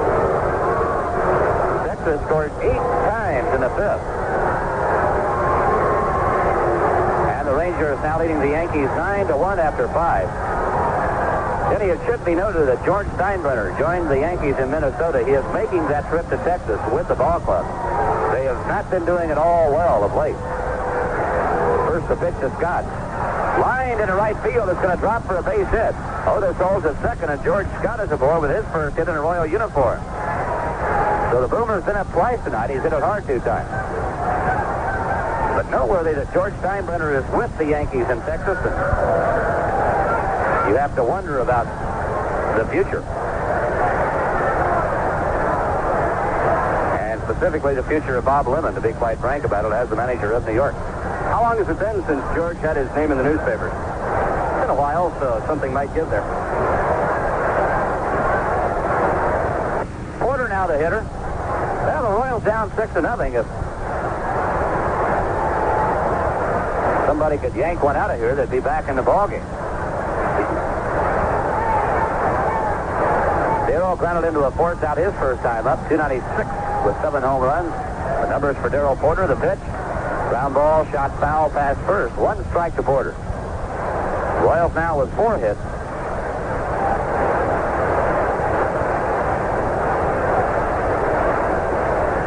John Watson in the on-deck circle will be next, barring the double play.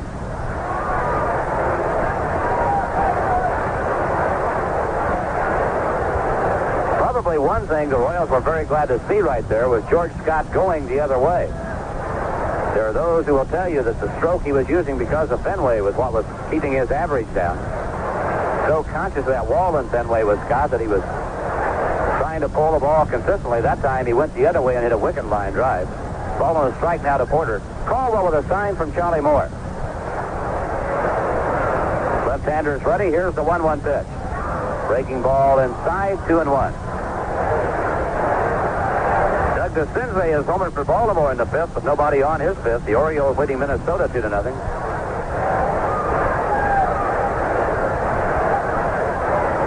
Toronto 6, Oakland nothing after 8. Cleveland continues to wail on Seattle.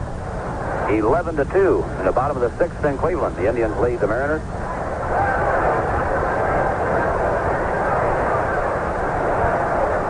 Now the stretch, the 2-1 pitch to Darrell Porter. Bouncer, foul, pass first. Let's pause 10 seconds here. Station identification on the Royals Baseball Network.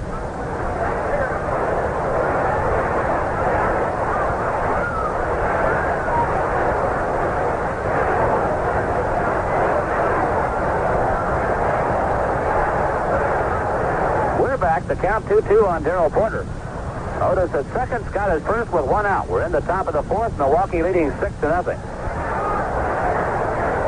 Mike Caldwell fidgeting around on the mound. Now getting set.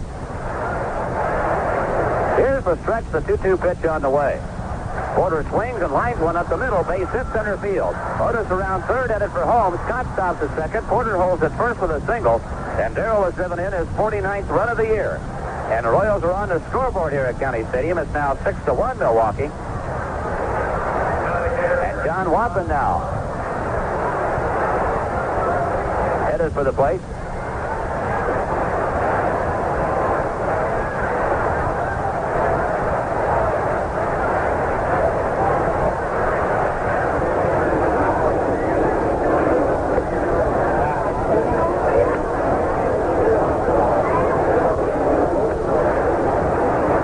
In now, Caldwell breaking contact. 3 hits in the inning. The Royals now have 5 hits in the ball game. Caldwell again breaks contact.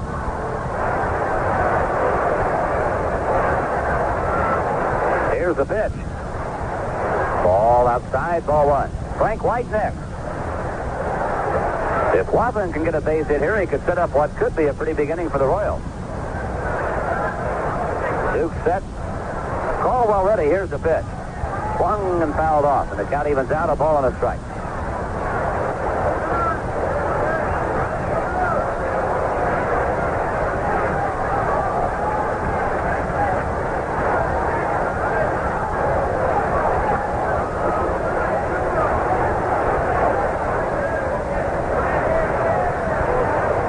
Watson waiting while Caldwell reads signs. Here's the pitch. Ball inside and low, 2-1. Royals trying to get their offense cranked up here. Down by 5 runs at the moment. Charlie Moore puts down a sign. Left-hander Mike Caldwell sets the 2-1 pitch.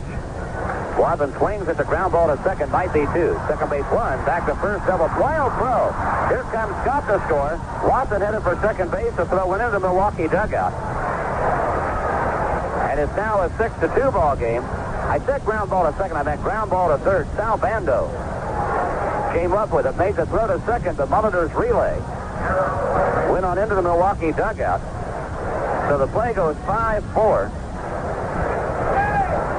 An error for Watson at second base now. Another run home. It's now a 6-2 ball game, and here's Frank White. Scott scores. Darrell Porter out on the fourth out. John Watson does not get an RBI on the play. And now here's Frank. White grounded to third his first time up, and a base hit here would cut the Brewer lead in half. 2 runs home in the inning. The pitch. Line down the left field line, but it's hooking and foul. Oh, White hit it hard, but foul. That one was extra bases. And all of a sudden, the Royal bat's starting to make some noise. If Frank White gets aboard, Fred Poptek will hit in the inning.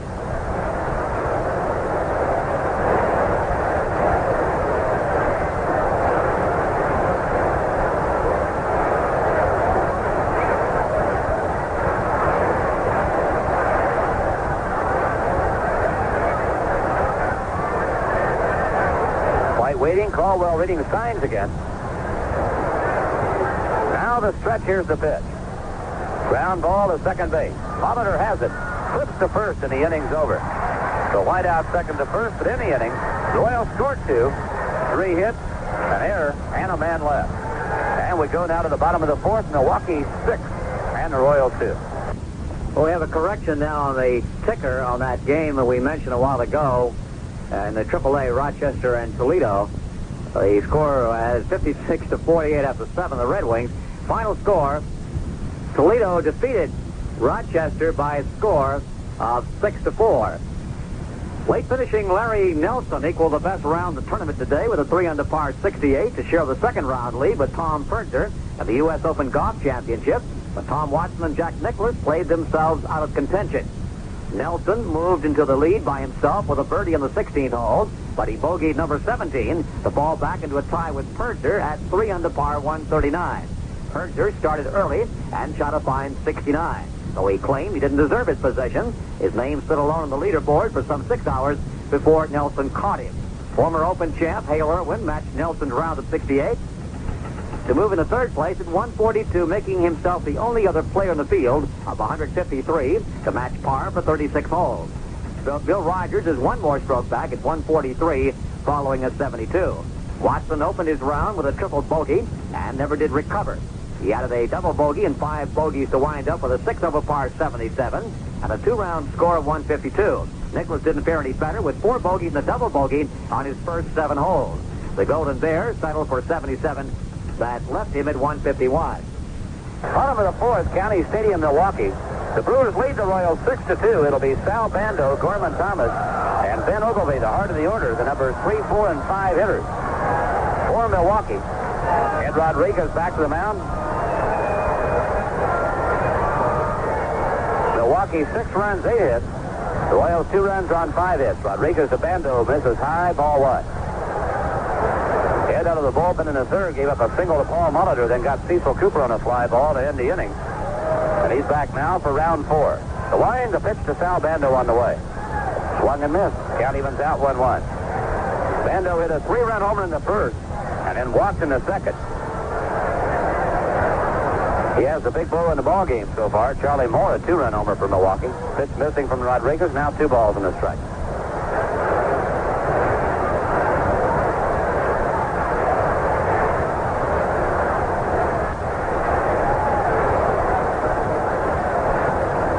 Here's the 2-1 pitch. Strike on the inside corner. The count evens out 2-2.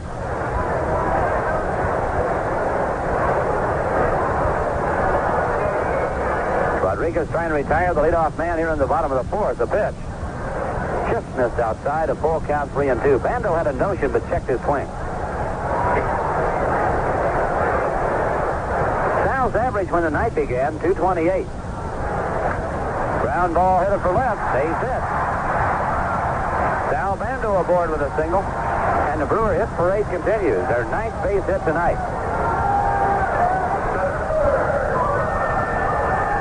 Now in 3 of the 4 innings we played, the Brewers have had their leadoff man aboard, and they've been cashing them. Here's Gorman Thomas. He's grounded out in single, driven in a run. Thomas, the center fielder, hitting in the number 4 spot in the lineup tonight.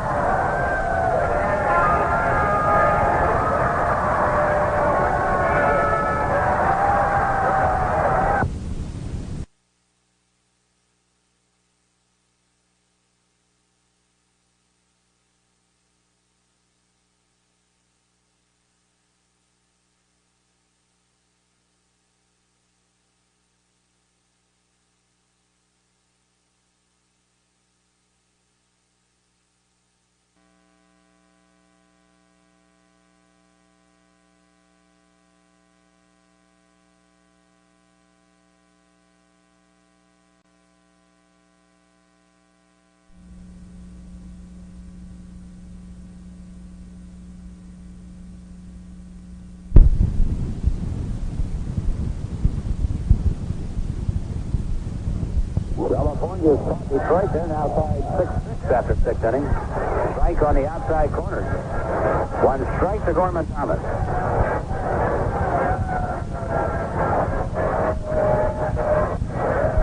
Ed Rodriguez, who has been used a lot lately, pitching with very little rest, is trying to hold things together for the Royals. Swing and a miss by Thomas. 2 strikes to count. He would be very doubtful at this point that Ed Rodriguez could finish the ball game. Having gone 5 1/3 just 2 days ago.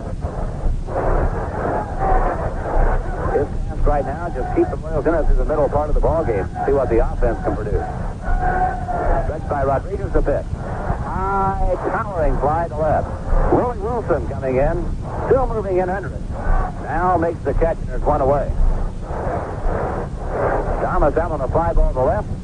Bando holds it first. He's there with 1 out. And here now Ben Ogilvie, who has been out on a fly ball deep to center and grounded to second. Royal fans here tonight. Robert and Leanne Stefanik from Atchison, Kansas, who are on a bicycling trip through Canada. Want to say hello to their friends back in Atchison. I have yet to figure out if they're on a bicycle trip through Canada, how they happen to be in Milwaukee, Wisconsin tonight. Unless they have moved Milwaukee, Wisconsin to the heartland of Canada somehow. Maybe they're on their way up there. Cecil Cooper takes 1 and misses. Ball 1.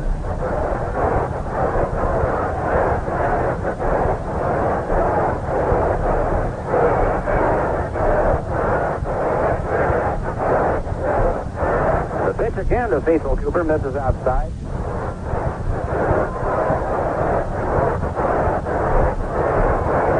No strike. final, Toronto 6, Oakland nothing. Tom Underwood got his first win of the year. He broke the losing streak. He's now 1-9. Hamilton, the loser, 2-1. Bobby Baylor got the game-winning RBI. Ken Landreau is homer for the Twins in the 6th with nobody on. His 6th home run of the year. It's Baltimore 2, Minnesota 1 now. Ball 4 to Cecil Cooper. Or rather, Ben Ogilvie, I'm sorry.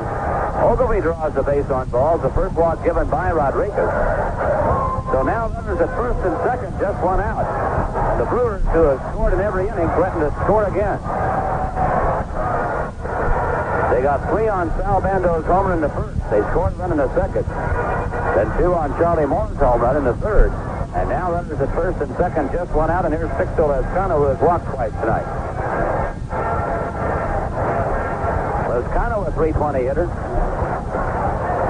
Rodriguez ready to pitch. Ball 1. And Ed Rodriguez having trouble locating home plate now.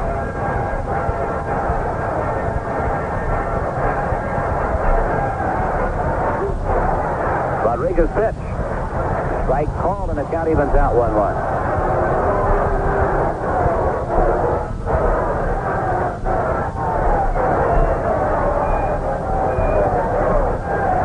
Lezcano out of the batter's box a moment, steps back in. Ordered with a sign to pitch. Swing and a miss. Lezcano after a breaking ball, it's 1-2.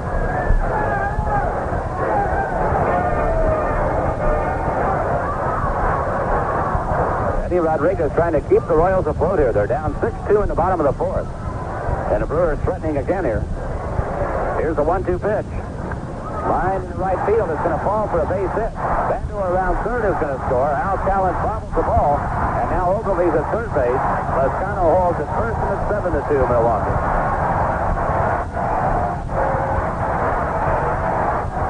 Lezcano a little looper to right. He drives in his 39th run of the year. No errors charged to Al Callen on the play.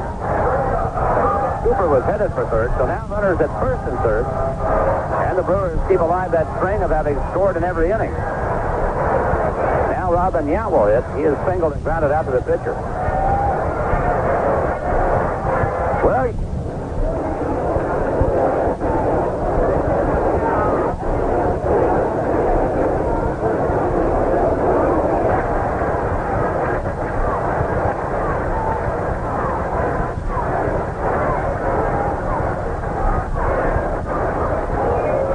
is an hour and 40 minutes old, and we are only in the bottom of the 4th. It is 7-2 Brewers. They have 10 hits. The Royals have 5. Still just one out in the bottom of the 4th. The pitch. This is inside, ball 1. Steve Mingori now throwing in the Royal bullpen.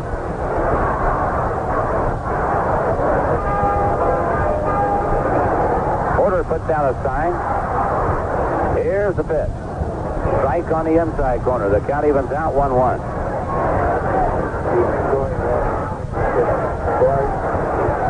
Dick Davis in the on-deck circle.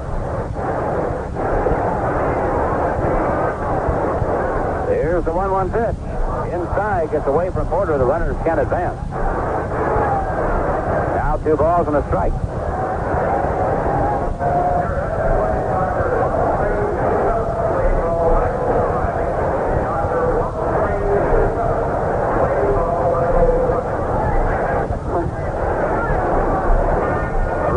And it's understandable. Now beginning to struggle.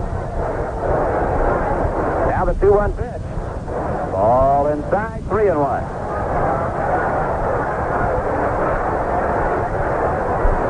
So Eduardo having problems with his control.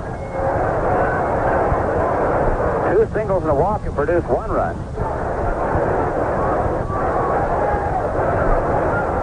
Now 3 balls and a strike to Robin Yount, a dangerous hitter. The pitch. Swung and missed. Full count, 3-2. And we'll see if the Brewers have a mind to send Sixto Lezcano. Ogilvie at third, Lezcano at first with 1 out. Here's the 3-2 pitch. The runner is going. It's ball 4 inside. The bases are loaded. Now Galen Cisco headed for the mound to talk to his pitcher.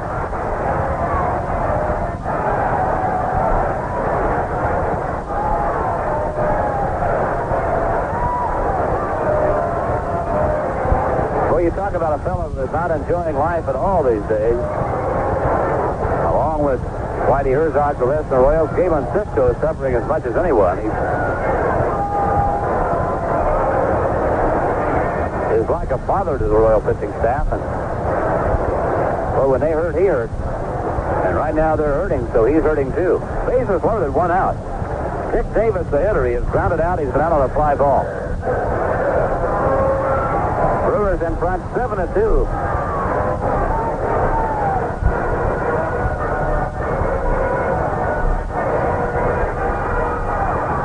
They were in front 6-0. The Royals got 2 of them back, but now 1 more is scored. Here's the pitch. Fouled out of play, 1 strike. The Royals have pitched Dick Davis extremely well. He's 1 for 14 against Royal pitching this year.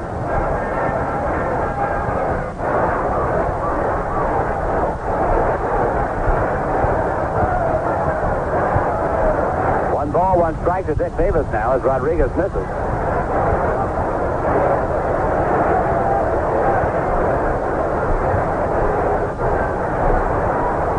Rodriguez pitch. High fly ball. Deep left field. Back goes Willie. Grand slam home run. It is 11-2 Milwaukee.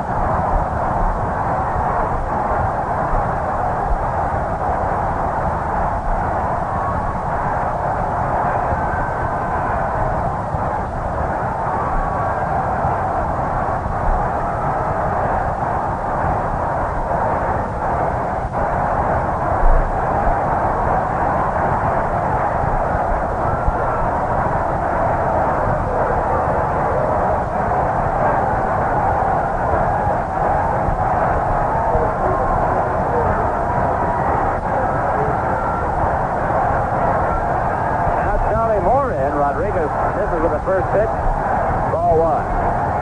Home run number 5 for Dick Davis. Boy, and you talk about getting whacked. Royal pitching has been doing exactly that the last few ball games. Strike called, and it's 1-1. Night before last, the Royals gave up 3 home runs, 1 of them a grand slam. The same thing here tonight. The pitch, ground ball up the middle. Knocked down by Frank White. Potek picked it up, throws it, they got him.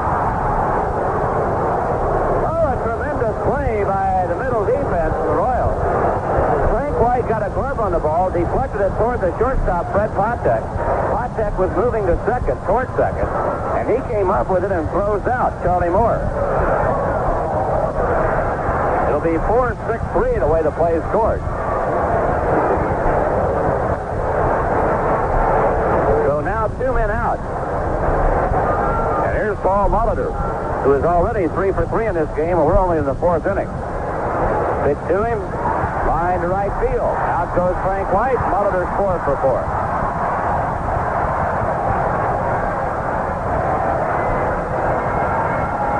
A dozen hits now for Milwaukee. They have a 2-run homer, a 3-run homer, a grand slam home run. They're still batting in the 4th, and they already have 11 runs on 12 hits.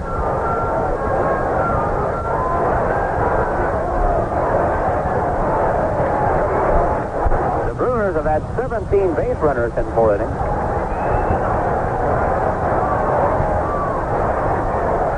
Pitch foul back.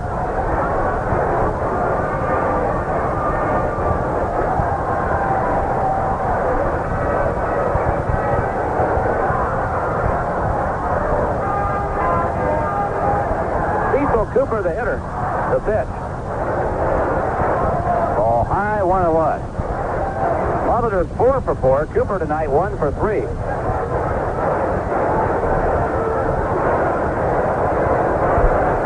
(11-2) Milwaukee in the bottom of the 4th. Here's the pitch. Ball outside, 2-1.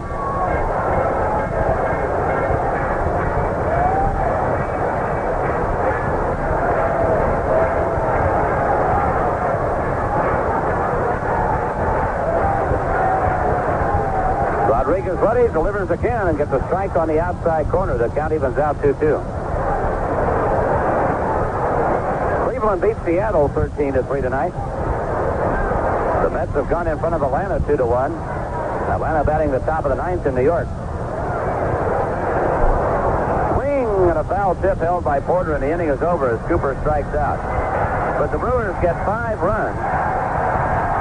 There were 4 hits. A man left. And after 4, it's Milwaukee 11, the Royals 2.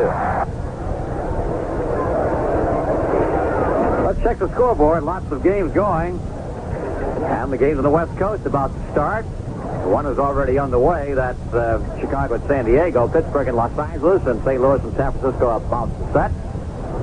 National League games underway after 8. Houston won, Montreal won, Atlanta at New York after 8. The Mets lead the Braves 2-1. Cincinnati at Philadelphia after 7.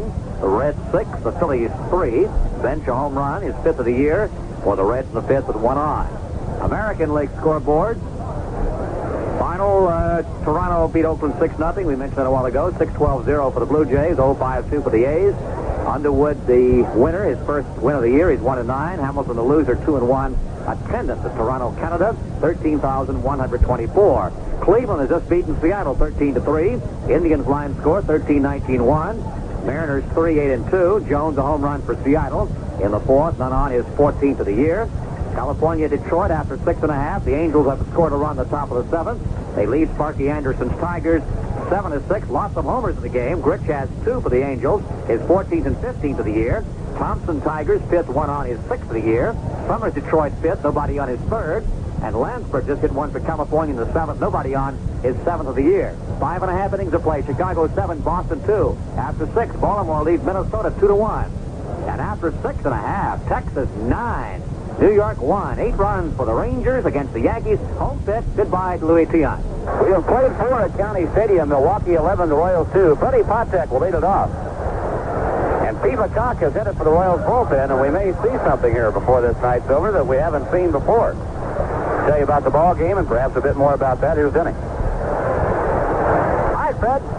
Freddie Patek leading off. Fred has a single in the game. He's 1 out of 1. Pete LeCoq, unbeknownst to most, has one of, and I'm serious about this, one of the very fine knuckleballs I have ever seen a baseball player throw on the sideline. Mike Caldwell's pitch to Patek is inside ball 1. A lot of players more or less play around on the sidelines. You know, all everyday players want to be pitchers. Outside, all pitchers want to be everyday players, just like all actors and singers want to be ball players. All ball players would like to be singers and actors. Well, Pete LeCoq is going to the bullpen, and if need be, I think we'll see him pitch. And he might show us some knuckleball, because I've seen Bruce Canton throw on the side. I've stood alongside while Wilbur Wood watched his knuckleball. And Pete, if he could get it in the strike zone, would be the equal to Bruce Canton's fly ball right field. Patek retired, 1 away. So Freddie, 1 out of 2. Here's Willie Wilson. Willie flied to left in the 1st, flied to center in the 3rd, 0 for 2. Then if Pete went out and sat down, he is not throwing right now. There would be one little hitch. He would have to be designated to pitch. And he probably has been. I don't know that he hasn't been, but there is that one little technicality. Well, just this year, Wayne Nordhagen has pitched for the Chicago White Sox when they got into a pinch. Willie takes a strike from Mike Caldwell, 0-1. Remember last year when Baltimore manager Earl Weaver used catcher Elrod Hendricks? There's a swing and a miss. He used him in Toronto. No balls, 2 strikes on Willie Wilson. Final score from Shea Stadium, New York. The New York Mets 2, the Atlanta Braves 1. A rather stormy game which saw manager Bobby Cox ejected. Bouncing ball, Molitor to his left, can't get it. Wilson singles into right with 1 out. And the batter, George Brett. 11-2, Milwaukee. Was it last year that Jeff Newman of the A's pitched against the Royals? Yes, last year Newman, a catcher, did. Elrod Hendricks, we mentioned, did some pitching. He was a catcher. Nordhagen, who pitched, a catcher. But Pete's a southpaw and a first baseman outfielder. I don't think we're likely to see Darrell Porter towing the old slab tonight, do you? Well, I doubt it. Mike Caldwell delivers, and George, a pretty good cut, and he fouled it back to the base of the screen, 0-1. We talk about the ball players, the everyday players, the position players wanting to pitch and every once in a while fooling around on the mound. If you're out at the ballpark early some night, take a look at George Brett. He'll do imitations of pitchers.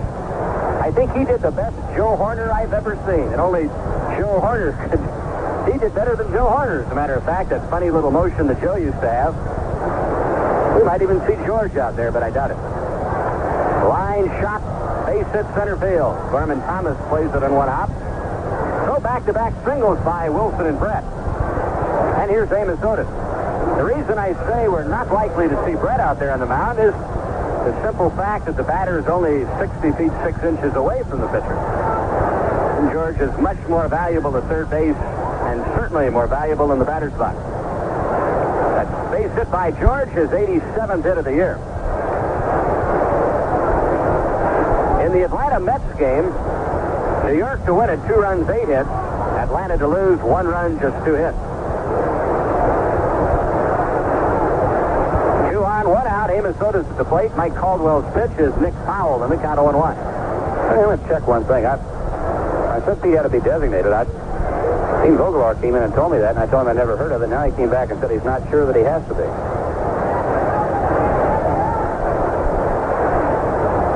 don't know why you would have to be. Now the signal given. Here's the stretch by Mike Caldwell. The pitch to Otis is drilled into left field for a base hit. Willie Wilson makes the turn at third, and he'll score. Brett stops at second. That makes it 11-3 Milwaukee. Otis has his 35th RBI, his second hit of the ball game. And the batter is Al Collins. Al singled in the second, popped to second in the fourth.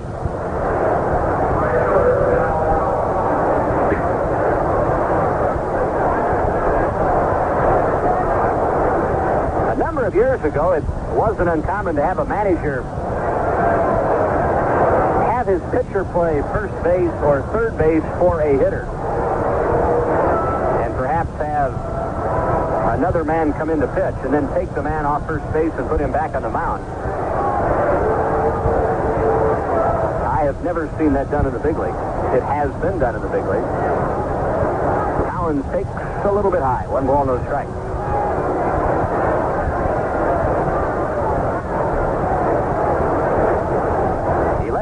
Milwaukee, runners at first and second. Mike Caldwell in quest of his 7th win. His biggest problem right now is just paying attention. He leads 11-3. The Brewers have a dozen hits. 1 ball, 1 strike on Collins. Al has hit safely in 6 straight games. The pitch is made, and Al is swing and a miss. 1-2. The Brewers 3 in the first, 1 in the second, 2 in the third, and 5 in the fourth. Royals 2 in the fourth, 1 in the fifth. Brett at second, Otis at first. 1 out. Caldwell off the stretch. The 1-2 pitch to Al Collins is inside. 2 balls and 2 strikes.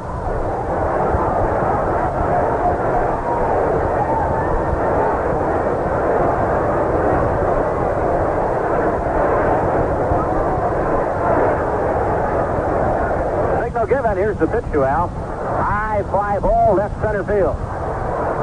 Ben Ogilvy, the left fielder, there to make the catch. That's 2 out, and here is George Scott. Fly to deep center in the second, singled and scored in the fourth.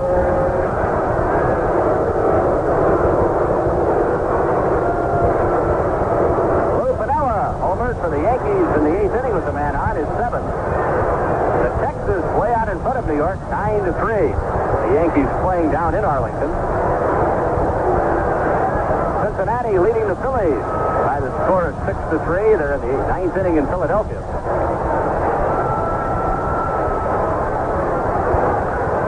Got a bouncing ball to the hole at short, backhanded by Yount to second base. Out!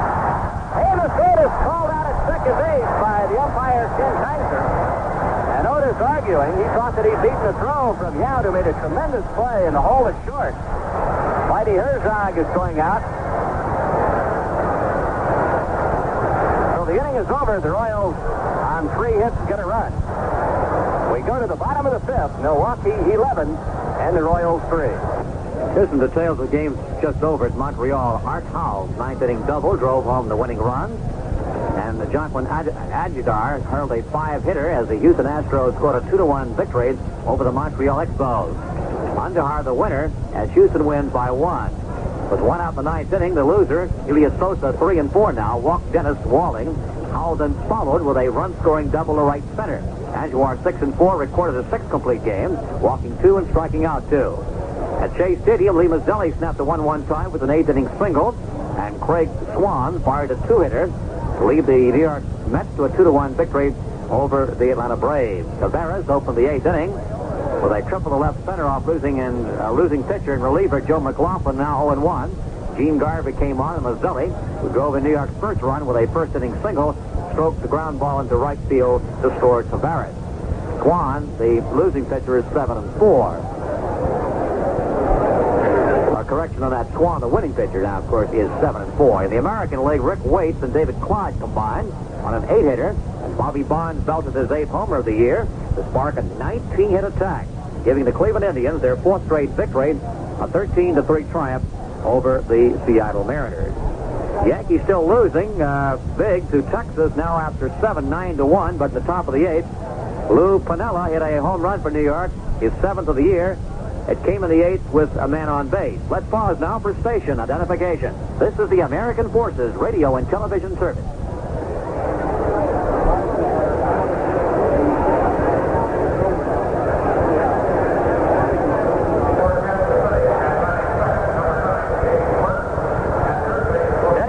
Along with Fred White and producer-engineer Ed Shepard.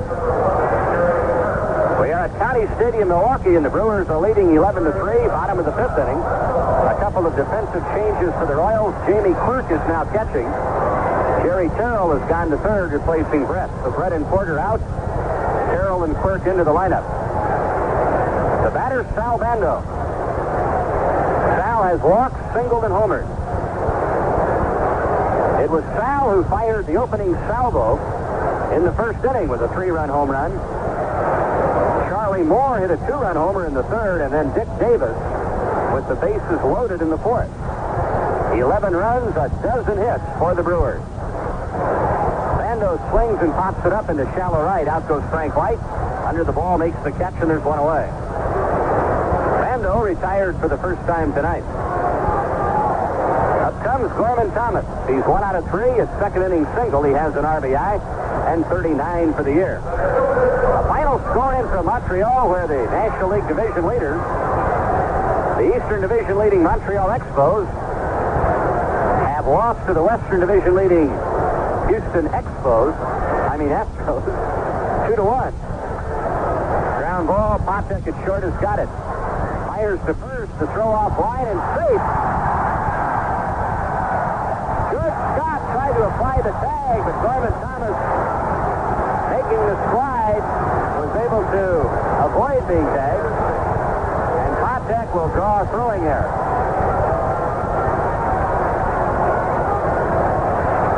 So the Astros 2, the Expos 1. Montreal started the day leading the National League East by 1 over St. Louis. Houston started the day leading Cincinnati by a 1.5 games. Houston 2 runs, 5 hits. Montreal 1 run, 5 hits. The batter, Ben Ogilvy. Fly to deep center, bounced to second base, walked and scored. Fly ball, right field. Al Collins there makes the catch. Ogilvy flies to right. The batter, Sixto Lizcano. He has walked twice, singled once, 2 runs scored, 1 RBI.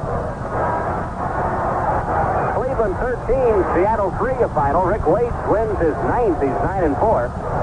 Jones the loss. He's 1-7. Well, they had an excellent crowd in Cleveland tonight. 32,627. The Indians now go 1 game over 500. Jeff Torborg has done a remarkable job with that team in the last month and a half. Lizcano takes Rodriguez pitch outside, ball 1.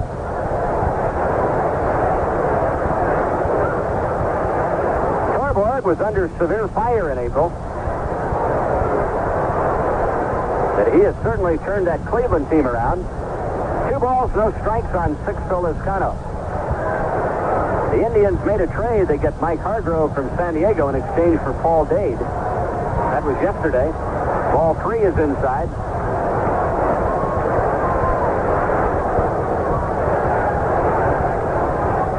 The Milwaukee Brewers have had 18 base runners.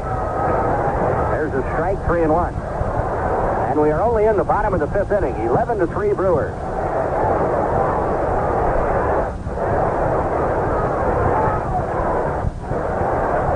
Rodriguez pitches.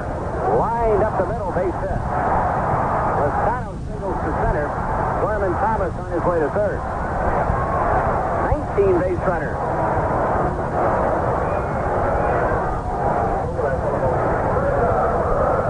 Here is Robin Yount. Singled in the first. Walked in the fourth. Bounced back to the pitcher in the third.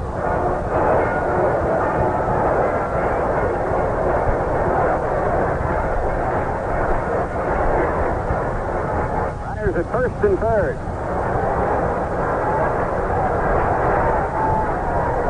Two out in the bottom of the 5th. Rodriguez pitches in a fly ball left field. Wilson to his left and back under the ball now. And Willie tucks it away to retire the side. No runs, 1 hit, 1 error, 2 left. They have stranded 8. We've played 5 in Milwaukee in the score. The Brewers 11, the Royals 3. Let's check some golf from Rochester, New York. Jane Blaylock has a 1-stroke lead over Pat Bradley after 2 rounds of an LPGA golf tournament in the Kodak City. Blaylock shot a 3 under par 70 for a 36-hole total of 7 under par 139 in the $100,000 event. But it was Bradley who stole the show today. She shot a sizzling second round 67, which included 2 eagles. That's the first time in over a year the player on the LPGA Tour has had 2 eagles in 1 round. She also set records for 9 and 18 holes in the 4-year-old tournament with a round of 31-36. Sally Little, whose opening round 69, tied her with Blaylock for the lead, finished up with a 72. She's in sole possession of 3rd place at 5 under par 141. Second-year pro, Barbara Moxness is 1 shot back in 4th. There's a baseball note. Ron Bloomberg has filed a grievance over his outright release by the Chicago White Sox earlier this season. Was filed through the Major League Players Association and Bloomberg's attorney. Bloomberg is still collecting on a 4-year, $400,000 no-cut contract he signed in 1977, but wants to be put back on the White Sox roster in order to qualify for larger pension benefits. Bloomberg has not been signed by any other club, and as a result, his pension time starts on April 3rd. Baseball score in the American League after 7, the Orioles 4 and the Twins 3. We go to the 6th inning, 11-3 in favor of Milwaukee. Jerry Terrell will lead off. He is hitting in Darrell Porter's spot. Jamie Quirk will bat in George Brett's place. That is second in the order.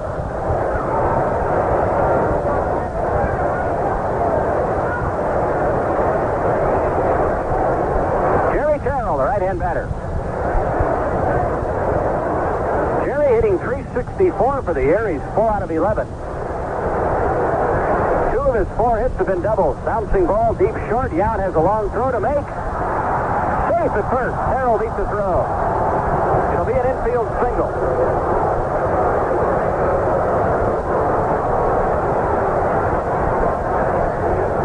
So the Royals have 7 hits in the last 2 innings plus 1 hitter. Watson steps in. Duke is 0 for 2. Twice he has bounced into 4th out. 11 runs on 13 hits for the homestanding Brewers. 3 runs, 9 hits for the Royals.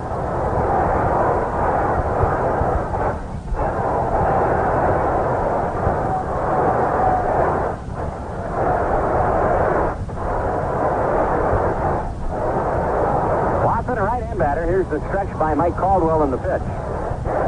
Breaking stuff is inside, ball 1.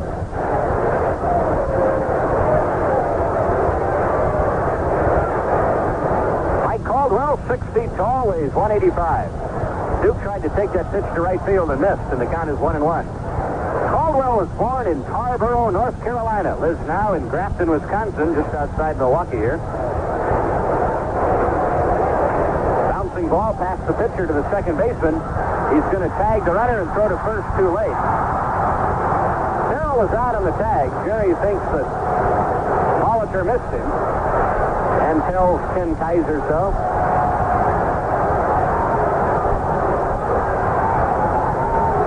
So Molitor. Now Terrell continues to argue. Steve Boros is going to go out and get first the batting helmet, and now Jerry Terrell.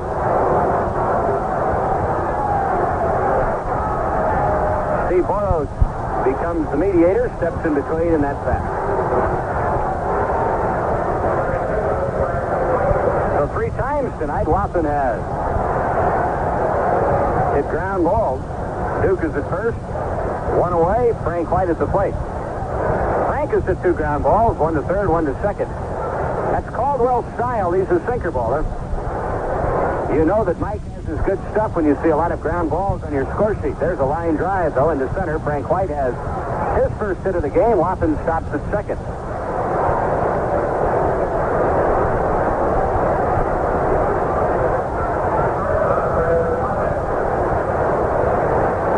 Here's Fred Patek. Freddie singled in the third, fly to right in the fifth. Mike Caldwell, a professional since '71, got to the big leagues for 6 games his first professional season. Then won 7 for the Padres in his second year.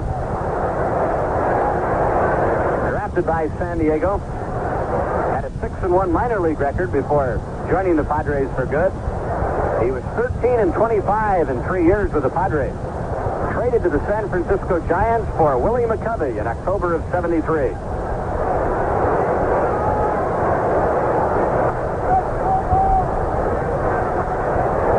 For the moment, as Patek is outside the batter's box. Runners at first and second, 1 away. 11-3 Milwaukee. We're in the top of the 6th. Mike Caldwell set at the belt. Here's the pitch. A high breaking ball, 1 ball, no strike. We mentioned earlier only Ron Guidry of the Yankees had a better year than Caldwell last season. Mike Caldwell led the major leagues with 23 complete games. Hot shot on the ground. It is a foul ball.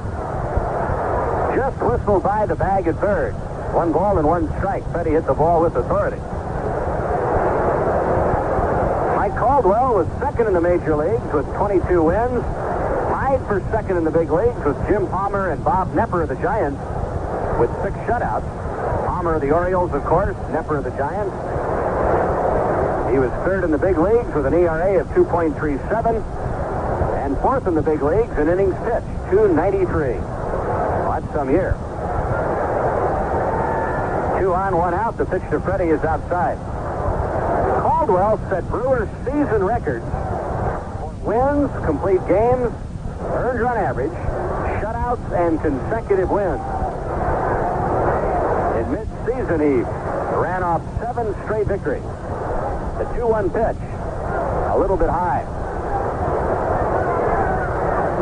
The team that Mike Caldwell tormented the most, the world champion Yankees. He shut out the Yankees 3 times. And the last pitcher to do that was a fellow by the name of Dean Chance with the Angels way back in 1964. Bouncing ball to the hole at short, down to Molitor for the force on Frank White. That's the second out of the inning. Runners at first and third now. Patek now comes up hobbling.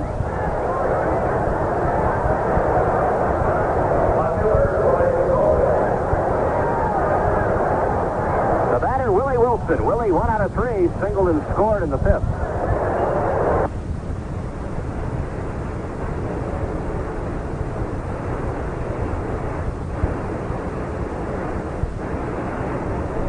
Well, Todd Cruz is going to replace Fred Patek. Fred's still bothered by that bad leg, and he was hustling down the baseline and has apparently aggravated that injury, so he will leave and Todd Cruz will enter. 11-3 Brewers. Royals batting in the top of the 6th. I think the Royals just announced they're going to call up Bill Pascal from Omaha. I'm sure in hopes that he'll be here tomorrow and be available for bullpen duty. It looks like the efforts to make a trade have fallen through, barring some last-minute thing tonight, and that doesn't look too hopeful, I wouldn't think. Willie Ogilvie hits a high drive to deep left field. Back goes Ben Ogilvie. He's at the wall, and it is gone. A home run. Willie Wilson, a 3-run homer. That makes it 11-6 Milwaukee. The 9th home run surrendered by Mike Caldwell this season.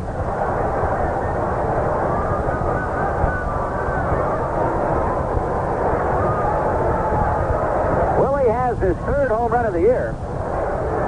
And that's the first one that he has hit out of the ballpark. His first 2 home runs were inside the park home runs. So Willie gets Skelly gift certificate.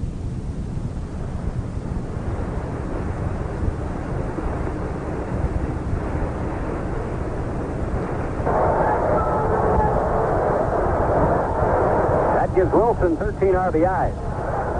Jamie Quirk at the plate, and James takes the strike, 0-1. There for the first time. Breaking ball is grounded past first base coach Steve Boros. Jamie is 2 out of 6 this year. Then we understand that Texas has picked up left-hander John Henry Johnson from Oakland for Dave Chalk and Mike Heath. Outside. I'll tell you, Johnson is a fine pitcher. He's a left-hander. We saw him last year. But Heath is a very promising catcher. A little bit outside. One more guy you could assume that everybody's after on this at this late hour would be Shane Raleigh of Seattle, probably. Another young left-hander. Hot shot, base hit right field. Quirk singles between Cooper and Molitor. And here's Amos Otis. And they're beginning to squirm around in the Milwaukee dugout.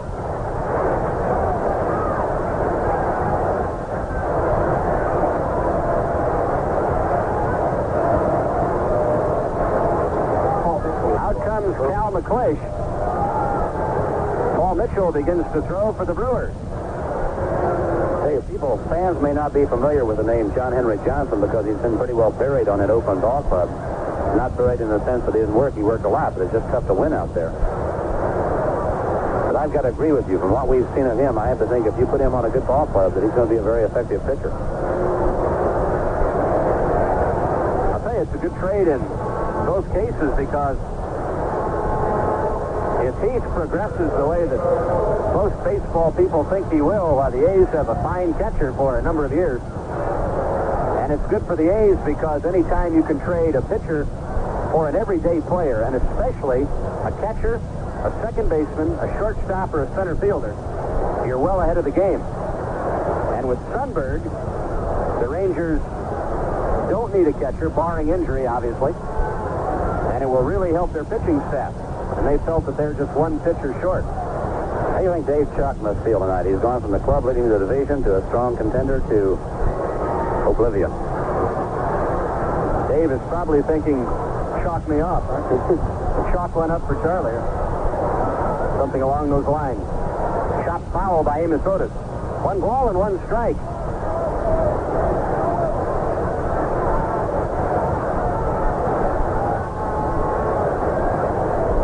To 6 Milwaukee. Royals batting in the top of the 6th. Mike Caldwell pitches. Amos Otis gets a change, and a high change at that, and he bounced it foul past the third base coach, Chuck Hiller. 1 ball, 2 strikes.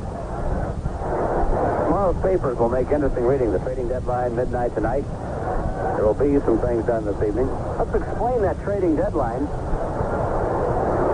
Midnight, New York. Here's the pitch. Inside. If the Royals are trading with a team on the West Coast, for instance, they can do so until 2 a.m. Midwest time. So 3 o'clock in New York, it's all over. Midnight on the West Coast. A drive down the right field line. Chasing it is Lescano, and he makes a foul ball basket-style catch to retire Amos Otis and the Royals in the 6th. The Royals on Willie Wilson's 3-run home run. 3 runs on 4 hits. And as we go to the bottom of the 6th, the score, the Brewers 11, the Royals 6.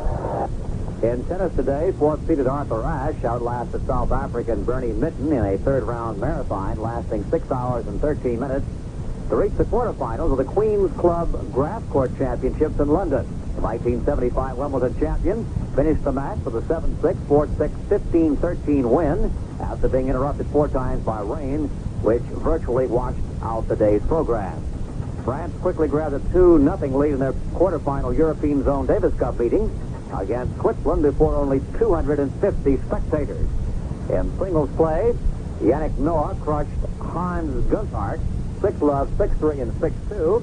And Dominique Vidal defeated Roland Stadler 2-6, 6-2, 7-5, and 6-4. Checking some other things in sports, saying there's an imminent danger of serious disorders during the Pan American Games in Puerto Rico next month. Governor Carlos Romero Barcelo signed an order Friday night in San Juan, mobilizing the National Guard.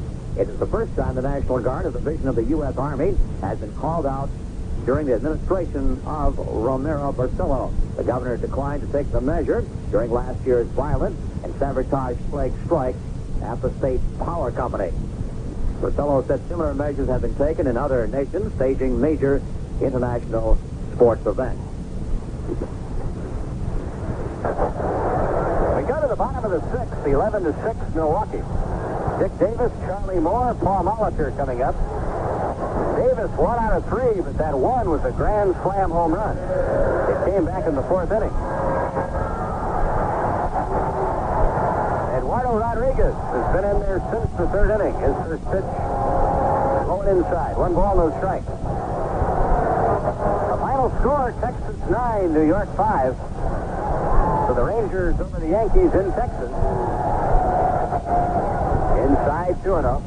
9 runs, 10 hits for Texas. 5 runs, 10 hits for the Yankees. Down in Chicago, the Red Sox and the White Sox going at it. The White Sox are leading 8-3. It's all 3. 3-0. Carlton fifth, homered for Boston. It came in the 8th inning with nobody on, his second. The Red Sox still trail by 5, 8-3. Here's the 3-0 pitch. Strike called, 3-1.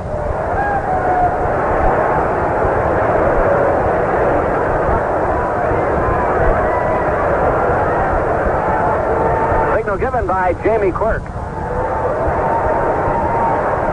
Inside, ball 4.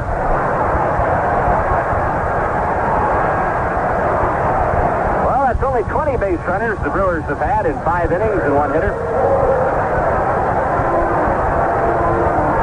Charlie Moore, who's 1 out of 3, a 2-run home run in the 3rd.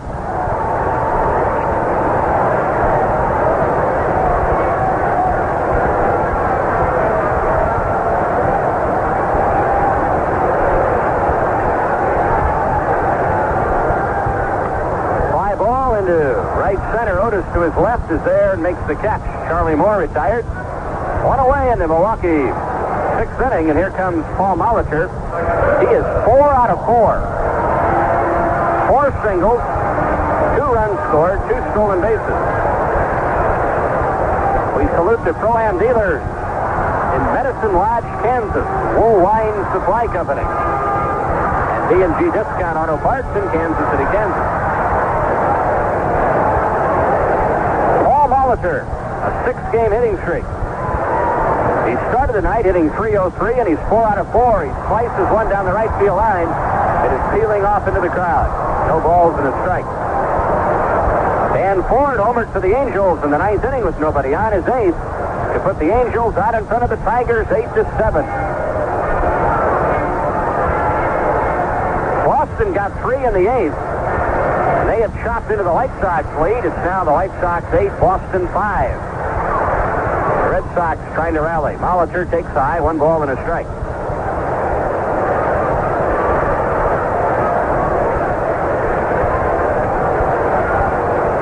Runs, 13 hits for the Brewers. 6 runs, a dozen hits for the Royals. There goes the runner. Fly ball, short center. Otis is there. And makes the catch. Dick Davis retreats to first. Paul Molitor retired for the first time tonight. And the batter will be Cecil Cooper.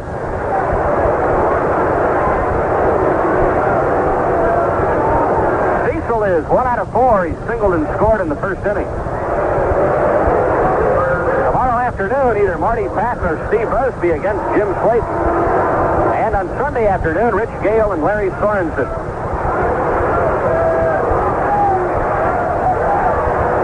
Runner at first, 2 down. Here's the pitch. It's way inside, backhanded by Jamie Quirk.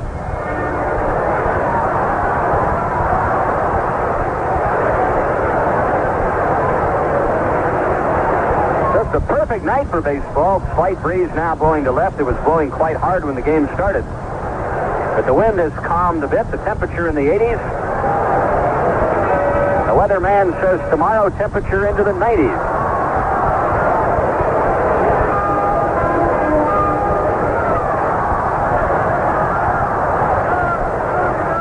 One ball and 1 strike on. Left-hand hitting Cecil Cooper. Foul ball backing out of play. A ball and 2 strikes.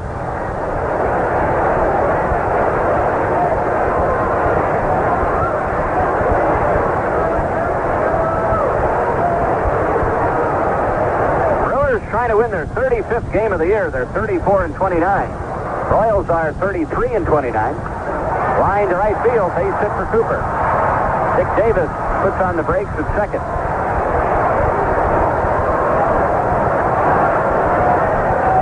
Val Bando comes toward the plate. Val hit a 3-run homer in the first, walked in the second, singled and scored in the fourth, and popped his second in the fifth.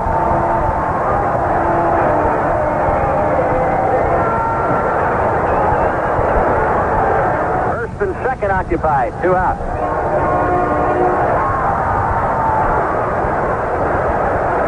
Right-hander against right-hander. Outside to Sal, ball 1.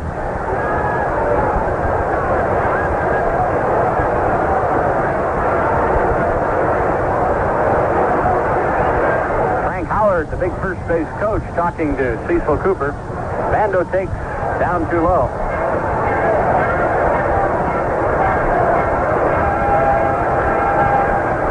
Is listed in the Milwaukee Press Guide at 6'7", 300 pounds. He has definitely lost weight since last year. There's a breaking ball for a strike, 2-1. His weight last year was in the neighborhood of 375. He was born in Columbus, Ohio. Makes his home in Green Bay, Wisconsin. He attended Ohio State. Fine basketball player there. Hits a foul ball, backing out of play. Quirk to the screen, but nothing doing. 2 balls and 2 strikes. Frank Howard in his major league career hit 382 home runs. 123 in the National League. He was with the Dodgers. 5 full seasons with the Dodgers. Then spent 7 years with the Washington Senators. 259 career homers in the American League. And a very respectable batting average for a slugger anyway, a 273. Bando hits a high pop foul. George Scott right to the barrier, no play. So Frank Howard played 15 years in the big leagues. He was the National League Rookie of the Year in 1960 with the Dodgers. Finished his career with the Tigers, spent 74 in Japan. By the Dodgers in 1958. He hit one of the hardest home runs I have ever seen hit off the Royals left-hander Tom Bergmeyer at the old stadium in Washington, D.C. Bouncing ball to short. Cruz goes to White for the force play on Cooper at second, and that's the inning. 1 hit, no runs, a walk, 2 left. They stranded 10, but they've scored 11. At the end of 6, the Brewers 11, the Royals 6. A couple of baseball notes, possibly with tongue-in-cheek and possibly not, but Harrelson's former softball team is demanding compensation from the Philadelphia Phillies for signing Bud. Harrelson played for the Browsery, a team in a league governed by the Huntington Long Island Softball Commission. Commissioner Ty, the letterer of the Huntington Group, fired off a letter to Baseball Commissioner Bowie Kuhn asking compensation for Harrelson. Bud retired from baseball 2 months ago and has been playing softball on weekends. Recently returned to the Phils after they lost a couple of infielders through injuries. The compensation Huntington is asking for is Philly relief pitcher Tug McGraw, a blight spirit on and off the diamond. Former Detroit Tiger first baseman Norm Cash is reported still in serious condition after having what doctors believe was a slight stroke. The Tigers team physician says Cash suffered some paralysis on the right side of his face and body but is still able to speak. The 44-year-old Cash played for the Tigers from 1960 through 1974, hitting 373 home runs in that span. Well, on Thursday, the Cleveland Indians and San Diego Padres completed the trade. The Indians sent outfielder Paul Dade to the Padres in exchange for first baseman Mike Hargrove. The 27-year-old Dade was batting .282 for the Tribe with 3 homers and 18 runs batted in. Hargrove, who's 29, hit only .192 with no homers and 8 RBIs of the Padres this year, but he's a lifetime .288 hitter. As the Royals come to bat in the 7th, the Brewers have a new pitcher, and he is none other than Paul Mitchell. We owe you a station break, so let's take care of that item of business right now. This is the Kansas City Royals Radio Network. This is the American Forces Radio and Television Service.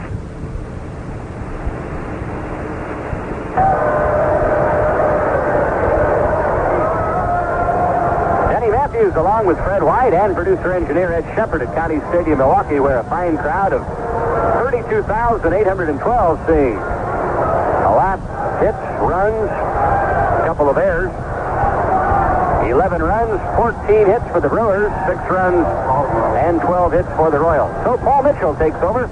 Mike Caldwell went 6 innings to allow the 6 runs, 2 dozen hits. 7th inning. Here again is Fred.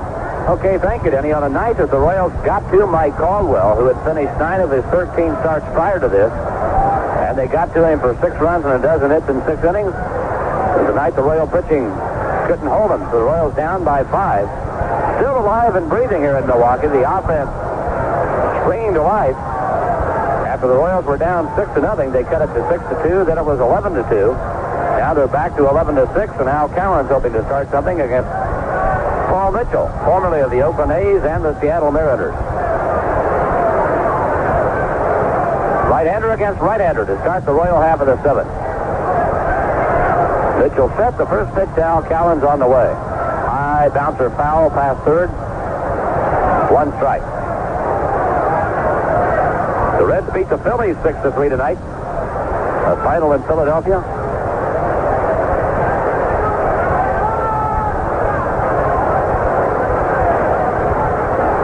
Mitchell ready. Here's the pitch. High fly ball, right field. 6 to Lescano. Just in a couple of steps, makes the catch. Al Cowan's retired. He's 1 for 4 tonight. Now George Scott, who has singled and scored, he's 1 for 3. And again, the Brewer fans greet Scott with boos.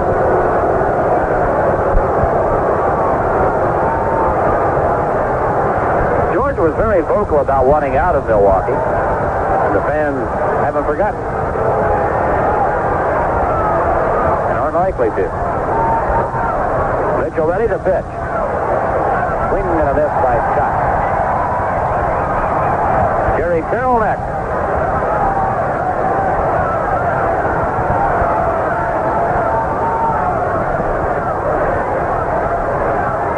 Mitchell ready again, the pitch. Outside, 1-1. The Royal offense tonight has been marked by a 3-run homer by Willie Wilson. The first home run in his major league career that he's hit out of the park. He had 2 inside the Parkers earlier this year. Now Charlie Moore out to talk to Paul Mitchell. The conference breaks up in a hurry. George Scott wearing number 0. He had always worn number 5, but you know who that belongs to on the Royals. Strike call, 1 and 2. In case you don't, George Brett.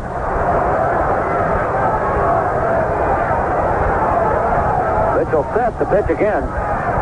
Ball outside. The count evens out 2-2. Paul Mitchell thought he had him struck out.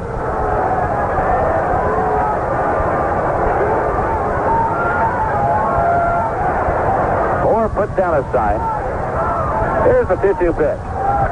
High bouncer to shortstop. Robin Yount with a chest-high hop throws out Scott. 2 men gone.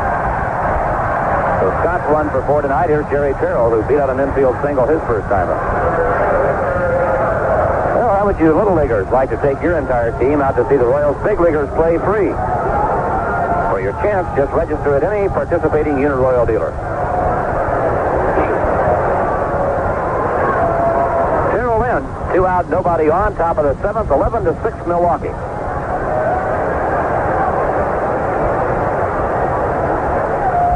Now Terrell steps out again. Watson will hit. This inning if Terrell gets aboard. Here's the pitch. Off-speed breaking stuff high, 1-0.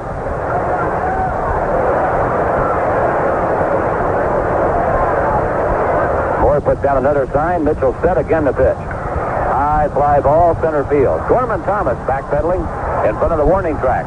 Brings it down, and the inning's over. The Royals go 1-2-3. We go to the bottom of the 7th in Milwaukee. The Brewers 11 and the Royals 6. Well, one of the longer ball games, at least a little bit longer than average. We usually figure about 2 hours and 45, and we're heading down 20 minutes away from the 3-hour mark, and we still have possibly 2.5 innings to go. With a big lead, though, we might only have 2 because Milwaukee was not bad in the home ninth. Well, San Francisco Giants fans have Ron Gordon to thank for 75-cent hot dogs at Candlestick Park. Yesterday, Gordon won an 11-month title to get the San Francisco Park and Recreation Board to roll back a 5-cent hot dog surcharge that had granted Stevens California Enterprises. The company asked for the surcharge to pay for wrapping the dogs in paper as required by the state health code. The 33-year-old biology teacher drew charts, even demonstrated hot dog wrapping to show the Recreation Board it could be done a lot faster than Stevens was claiming. When the board voted yesterday to roll back the extra nickel, and elated Gordon said, "Hot dog." That's not really what he said. He said, "I can't believe it took this long. A friend's wife was pregnant when she began, and now they have a 10-month-old baby. So it's still hot dog." All right, let's check the scoreboard now. The Yankees have been beaten by Texas 9-5. Baltimore, Minnesota on the top of the ninth. Orioles at bat, and it's all tied up at 4-4. Final in the National League. Cincinnati beat Philadelphia 6-3. Mets 2, Braves 1. Houston won over Montreal 2-1. Game just underway. 1.5. Pittsburgh 1, Los Angeles nothing. No score after 2 between St. Louis and San Francisco. Nothing in yet. Chicago at San Diego, but they are underway. Some other finals in the American League. Toronto 6, Oakland nothing. That game was finished a long time ago. Cleveland slaughtered Seattle 13-3. And California eked out an 8-7 win over Detroit. Sparky Anderson is 0-2 as new skipper of the Tigers. The bottom of the 7th in Milwaukee. Steve Mangori takes over on the mound now for the Royals. Ed Rodriguez went 3 in the 3rd. Gave up 7 hits, 5 runs, a home run. The Royals are going to have to come back or slip 5 games behind California. The Angels have hung on to defeat Detroit 8-7 tonight. Cardinals 3, Cardinals nothing, San Francisco nothing, the bottom of the 3rd. White Sox beat Boston 8-5 tonight. Mangori's first pitch to Gorman Thomas misses outside, ball 1. In Cincinnati's win, Tom Seaver got the win. He's 4-5. Christensen the loser, 1-4.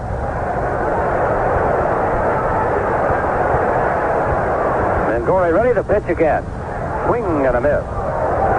Count evens out, a ball and a strike on Gorman Thomas. Certainly the most excitement in the park right now is disturbance down the left field line. Everybody paying attention to that and none to the game.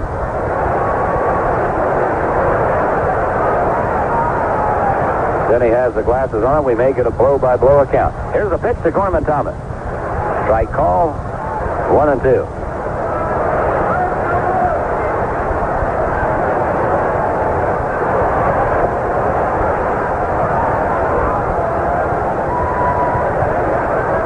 Nobody on, nobody out. Bottom of the 7th, 11-6. Milwaukee. Mangori's pitch is a high foul ball in the upper deck down the left field side. Still 1-2. Denny's lost interest. It must have been a very weak altercation.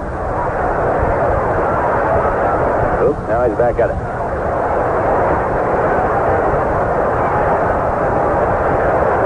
Gorman Thomas waiting, Mangori winding. Here's the pitch. Way outside, count evens out 2-2.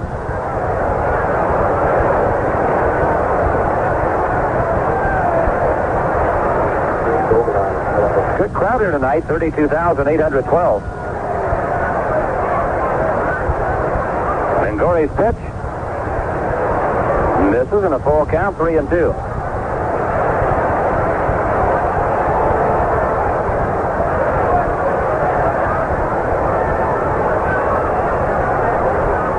Gorman Thomas waiting, Steve Mingori winding. Here comes the 3-2 pitch.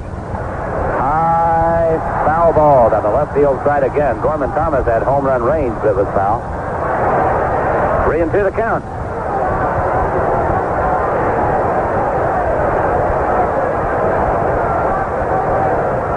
The outfield playing Thomas deep in the pole.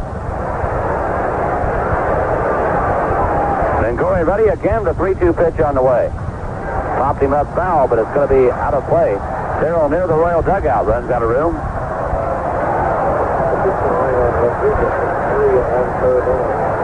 So still 3-2 to Gorman Thomas. 7 hits, 3 walks, 1 strike. So Mingori with a new baseball set to work again. Gorman Thomas back in. Again the line, and again the 3-2 pitch. Ball 4. That's the 7th walk given up by Royal pitching tonight. The first issued by Steve Mingori. He walks the first man he faces. And here comes Ben Ogilvie, who's 0 for 3. He has walked and scored a run.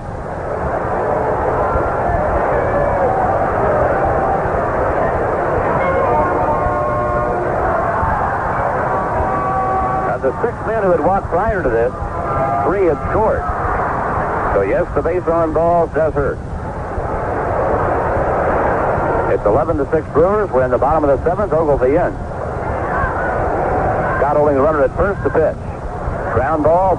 Scott grabs and steps on first, throws to second. Now they've got the runner trapped, and he is tagged out by George Scott. An excellent play by Scott at first base. Ogilvie just hit a BB down the first base line. Scott able to pick it off. Stepped on the bag.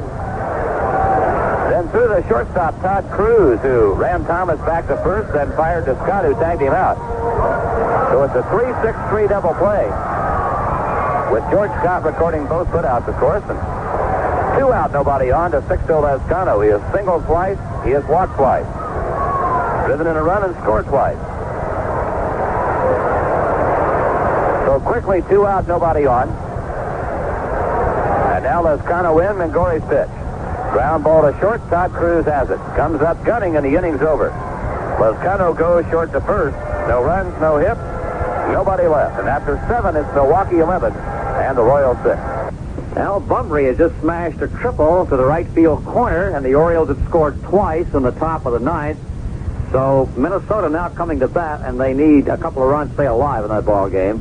The score is the Orioles 6 and the Twins 4. Al Bunbury has been hot as of late, getting his first triple of the year. He picked a good time to do it with 2 mates on board. Mike Squires drove in 4 runs, including 2 with a double at key to 5-run second inning. The Chicago White Sox registered an 8-5 victory over the Boston Red Sox. Chicago also took advantage of 3 Boston errors, as Rich Wortham, 7-5, picked up the victory, allowing 8 hits before giving way to Steve Trout in the 8th inning. Again, it's 8-5 Chicago over Boston. Dan Ford's now at the 7-7 tie with a 9th inning homer, and Bobby Grich belted a pair of home runs, driving 3 runs, giving the California Angels an 8-7 victory over Detroit, and handing new Tigers manager Sparky Anderson his second loss in as many nights. And John Grubb and Al Oliver each drove in a couple of runs in an 8-run 5th inning to propel the Texas Rangers to a 9-5 win over the New York Yankees. New York starter Ed Figueroa retired the first 11 men he faced, but after the Rangers tied the game 1-1 in the 4th, they sent 12 men to the plate in the 5th for their most productive inning of the season. In the National League, Tom Seaver celebrated the 2-year anniversary of his trade to Cincinnati by tossing a 6-hitter and also double home 2 runs as Cincinnati beat Philadelphia 6-3. The 6th Milwaukee, John Watson to lead it off against Paul Mitchell. And again, here's Denny. Hi, Fred. Watson is 0 for 3. He has scored a run. 11 runs on 14 hits for Milwaukee. They got 3 in the first, 1 in the second, 2 in the third, and 5 in the fourth. None since. The Royals 2 in the fourth, 1 in the fifth, and 3 in the sixth. Watson, a fly ball into right field. Lescano fading back makes the catch, and there's one away. The Royals 3 runs in the 6th, the result of Willie Wilson's home run. His first outside the park home run this year. He had 2 inside the park home runs. The batter is Frank White. Frank is 1 out of 3, singled in the 6th.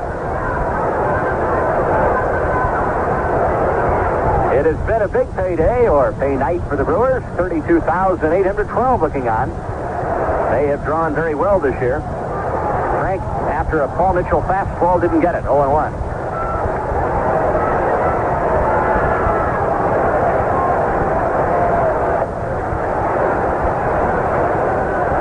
The Brewers started the night having drawn 585,000 so far. Frank, fooled by a curve, hits a foul ball by the Brewer dugout, and Charlie Moore, the catcher, makes a nice catch. Paul Mitchell really pulled the string on a breaking ball, and Frank, off stride and fooled, fouls out. Moore, as he neared the Milwaukee Brewers dugout, took a little peek to see where he was, but nonetheless able to make the catch. 2 down. Now Steve Braun is going to hit for Todd Cruz. Braun, the bat of Cruz.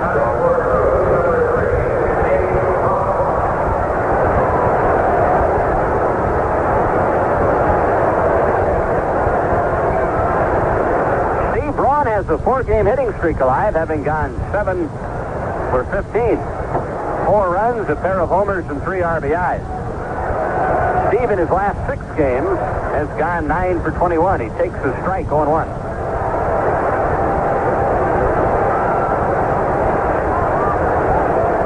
Right-hander Paul Mitchell ready and pitches. Fastball missed away, 1 ball and 1 strike.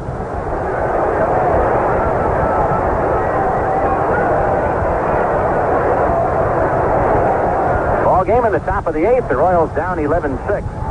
Off speed and outside.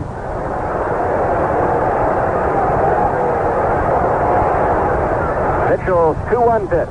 Braun chops one foul off his front foot, and that would have stung him.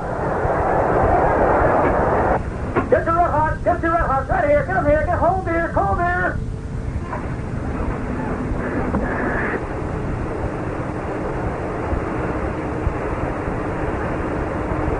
Pitch sharply down on his instep. 2 balls, 2 strikes, 2 out.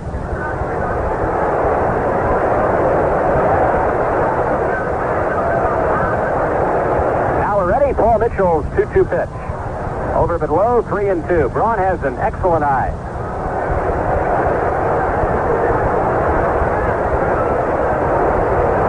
He comes in a high drive to deep right field. Lescano on the warning track, has room, makes the catch. And that ends the inning. Steve Braun hits the ball deep and out. The Royals down 1-2-3 in the top of the 8th. The Brewers take their turn in the bottom of the 8th inning, and Milwaukee leads the Royals 11-6.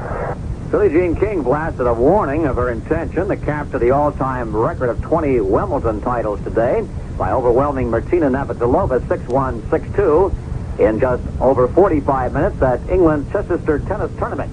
The 35-year-old King was more alert, more enthusiastic, and more competitive than the Wimbledon champion. Navratilova won the first game, but then lost 10 in a row in a spell of utter depression and lack of touch with the soft grass. She watched the match slip from her grasp with a suddenness that stunned the crowd. King has a semifinal encounter with former Wimbledon champion Yvonne Goolagong, who ended Pan Teegarden's fine run by 6-2, 7-6 in the quarterfinal.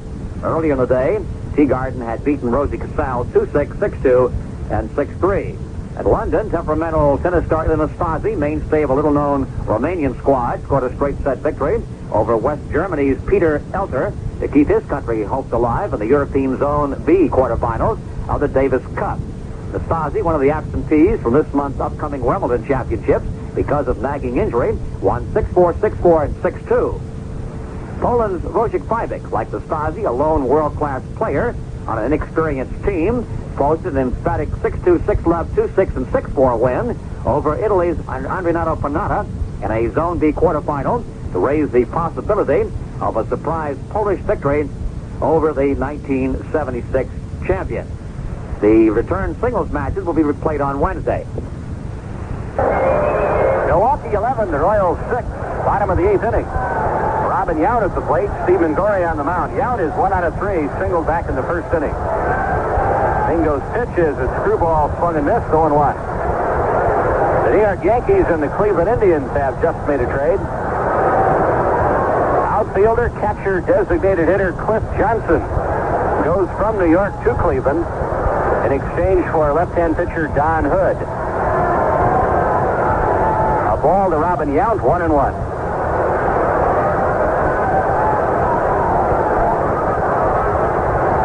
Here's the pitch. Ground ball sharply hit. Washington now at short. Nice backhand pickup in the throw. He got him. Oh, what a play by UL. UL Washington, who has just entered the ball game. Braun, remember, batted for Todd Cruz. UL makes a sparkling play deep in the hole at short. Not only a fine stop, but an even better throw. Yount can run. One away. Here is Dick Davis.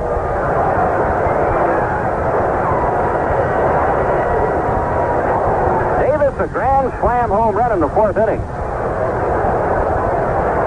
And as the Royals scored 2 in the 4th, 1 in the 5th, and 3 in the 6th, that grand slam home run became a mighty, mighty big item in this game.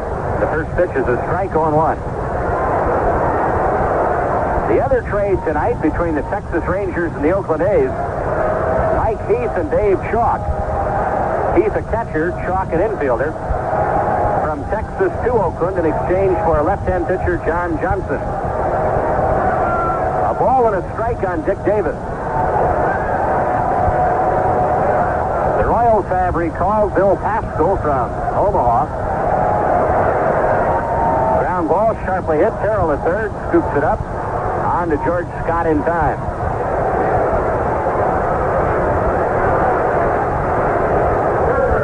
Two away. Here is Charlie Moore, the catcher.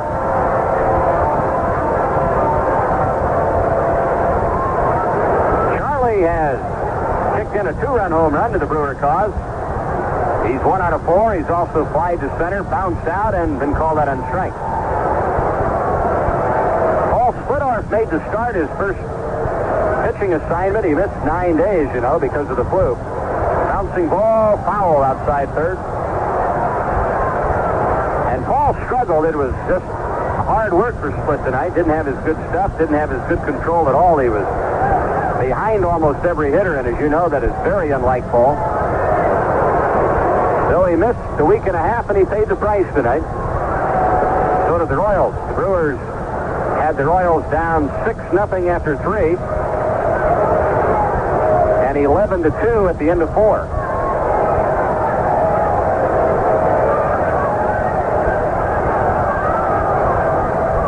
No balls and a strike on Charlie Moore, right-hand batter.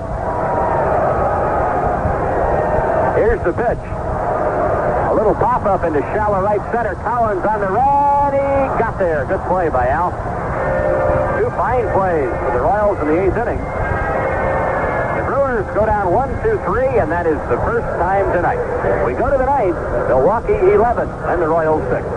As you heard a moment ago, Cliff Johnson has been traded by the Yankees. He's the one that got in the fight with Goose Gossage and put him out of action for a while. Cliff Johnson goes to Cleveland in exchange for pitcher Don Hood. We should get more details on that trade a little bit later. We do have this word in from Arlington, Texas. The Texas Rangers tonight traded right-handed pitcher Doc Ellis to the New York Mets for 2 minor league pitchers, and sent veteran infielder Dave Chalk to the Oakland A's for a pair of left-handed pitchers and cash. In the Mets deal, the Rangers dealt Ellis 1-5 this year with an earned run average of 5.98 for minor league left-hander Bob Myrick and right-hander Mike Bruhart. Myrick and Bruhart will go from the Mets Toddwater Farm Club in the International League to the Rangers Tucson Farm Club in the Pacific Coast League. Ellis, who has played for Pittsburgh, the Yankees, Oakland, and the Rangers, was traded to Texas during the winter of 1975-76. Before the Ellis deal, the Rangers announced the acquisition of left-handed pitcher John Henry Johnson from the Oakland A's for infielder Dave Chalk, minor league catcher Mike Heath, and cash. Texas owner Brad Corbett personally made the Johnson-Chalk-Heath deal with A's owner Charlie Finley after an early morning flight to Chicago. The Rangers have been in need of another left-handed starter to go with John Madlack. With Johnson's addition and the departure of Ellis, the Rangers have 10 pitchers on the roster. Johnson's 22, had an excellent rookie season with the A's last year, posting an 11-10 mark an earned run average of 3.39. Royals bat in the ninth, trailing 11-6. Paul Mitchell sent to work to the top of the order. Willie Wilson, Jamie Quirk, and Amos Otis. Paul Mitchell, if he works this inning without any difficulty, is eligible to get a save, having worked 3 innings. Mike Caldwell went the first 6. And Mike stands to win his 7th game. A final score from Chicago. The White Sox have downed the Boston Red Sox 8-5. Rich Wortham the win, now 7-5. Mike Torres the loss. Mike is 6-5. And a big crowd in Chicago tonight, 46,556. And the White Sox sent them home happy. Line drive off the bat of Wilson, base hit. Willie has his 3rd hit of the night. He started the night at .342. He's 3 out of 5. 2 singles and a 3-run home run. 2 runs scored.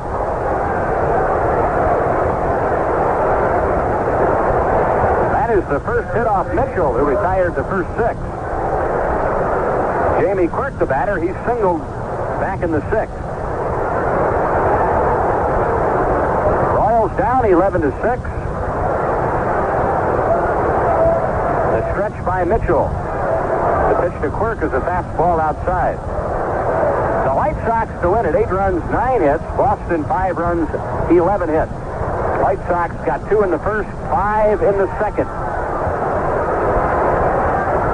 Jamie had a good cut and he fouled tip. 1 ball and 1 strike. Tomorrow afternoon, Marty Patton or Steve Busby against Jim Slayton. Then on Sunday, Rich Gale and Larry Sorensen. Slayton 5-3, Sorensen is 8-6. Gale 5-4, Marty Patton is 3-0. Steve Busby is 2-3. The pitch to Jamie Quirk is sliced foul and out of play. Lands in the seats on the third base side. 1 ball, 2 strikes.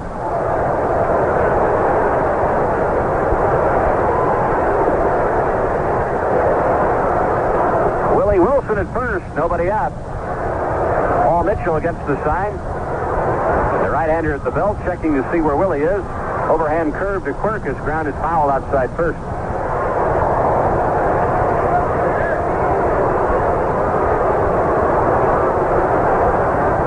Brewers trying to even up the season series between these 2 clubs at 2 games apiece. The Royals won 2 out of 3 last week in Kansas City.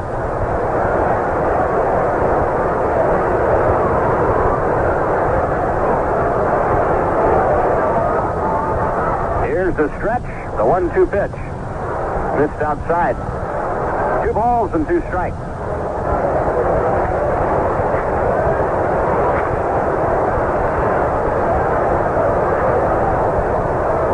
This is Mitchell's 2nd appearance since joining the Brewers.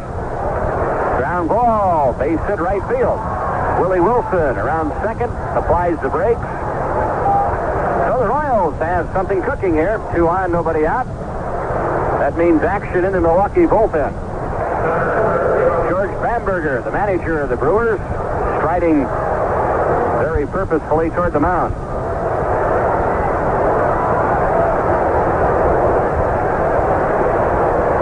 George has done quite a job with this Milwaukee team. Named by the Sporting News as the Major League Manager of the Year in '78.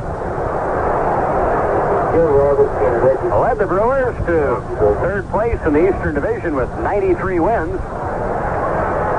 Trailed the division winning and pennant winning and then World Series winning Yankees by 6.5.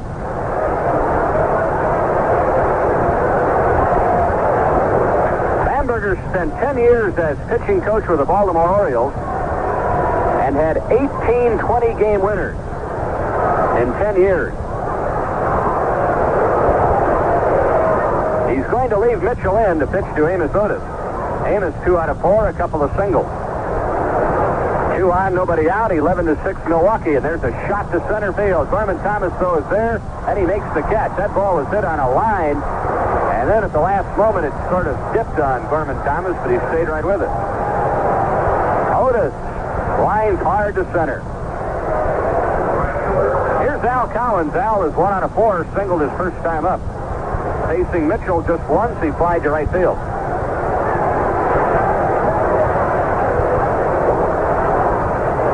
Well, that's a shame. If Otis gets that ball into left center or right center, the Royals really have something on the fire. But that's a big out. That really halts your momentum. You need 5 to tie. The Royals could have used a break with regard to the location of that line drive, but Thomas was playing Otis perfectly.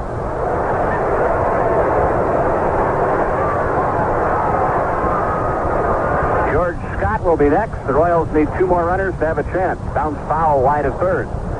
No balls and a strike on Al Collins.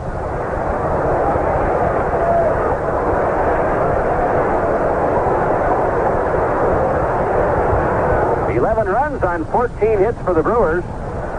6 runs on 14 hits for the Royals.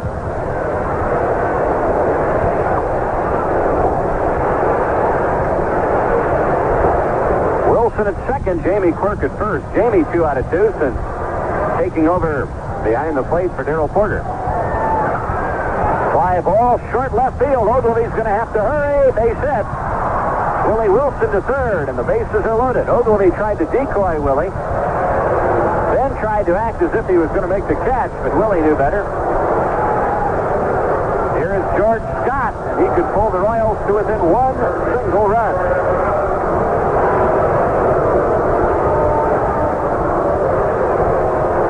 The Royals now have actually out-hit the Brewers by 1, but still trail by 5. Scott is 1 out of 4. He's singled in the 4th. Fly to deep center, his first time at bat in a Royal uniform. George Bamberger, the manager of the Brewers, is now standing in the Milwaukee dugout. This was a laugher for a while. Bouncing ball, base hit to center. Willie scores. Here comes Jamie Quirk to the plate. Thomas throw to third, and safe is Collins. 11-8, and the tying run is at the plate. Jerry Terrell is coming out. And so is manager George Bamberger. And that's it for Mitchell. So, very interesting. A pitching change being made. The situation is runners at first and third, still but 1 out. We are in the top of the 9th, and the score now, Milwaukee 11, Royals 8. Let's take that time to check the scoreboard of the West Coast games in the National League. No score still after 2, Chicago at San Diego. Pittsburgh and Los Angeles 3.5, Bucks 1, and the Dodgers nothing. St. Louis and San Francisco 3.5, Cardinals 1, the Giants 1. Big news there, though, is Willie McCovey. He hit another home run. Came in the 4th, nobody on, his 9th of the year, and his 514th career home run. McCovey a home run, nobody on the 4th for the Giants. Again, the final scores in the American League. California beat Detroit 8-7. Cleveland triumphed over Seattle 13-3. Toronto blanked Oakland 6-0. Chicago beat Boston 8-5, and Baltimore has just won. They held off Minnesota. Stoddard put out the fire from the bullpen. The Twins scored 1 time in the home 9th after the Orioles scored twice in the top of the 9th. Baltimore holds on to win 6-5. Now, by winning, the Red Sox losing to Chicago 8-5. The Orioles are now 2 games in front of the Boston Red Sox in the American League East. Milwaukee hoping to hold on to win this one. If they do, they'll spill 6 back. The Yankees have lost to Texas, but the Yankees are 7.5 behind Baltimore. Yankees 33-30, Orioles 40-22. Detroit's lost, so they're 8.5 back. Cleveland remains 8.5. Toronto 22.5. In the West, California has won, so right now, at the moment, after Minnesota lost, they are now 4.5 in front of the Twins. Back at County Stadium, Richie Cleveland now pitching. He's 1-3 with 2 saves. This is his 17th appearance. His earned run average is 4.11. Allowed 35 hits in 31 innings, 12 strikeouts and 9 walks. With Reggie Cleveland now going to take over for Paul Mitchell, Pete Lecoq has grabbed the bat, and he'll be hitting for Terrell. Waffen follows Pete Lecoq. At Dodger Stadium tonight, the Pirates are leading the Dodgers 1-0. The Dodgers are batting in the bottom of the 4th. Willie McCovey has homered for the San Francisco Giants. That came in the fourth inning with nobody on. It was the 514th of his career. His 9th this season. San Francisco on McCovey's home run has taken a 2-1 lead over the St. Louis Cardinals. San Diego hosting the Cubs. No score in the bottom of the third inning. Baltimore, Minnesota. Baltimore 6. Minnesota 4. The Twins are batting in the bottom of the ninth. Baltimore got 2 in the top of the ninth.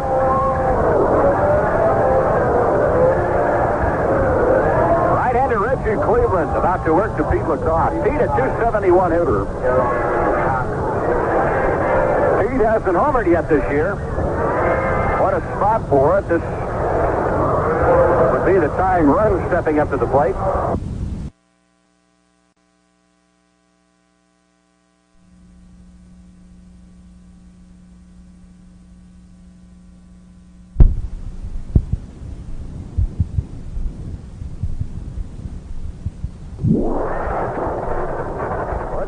Pete has done against the Brewers this year.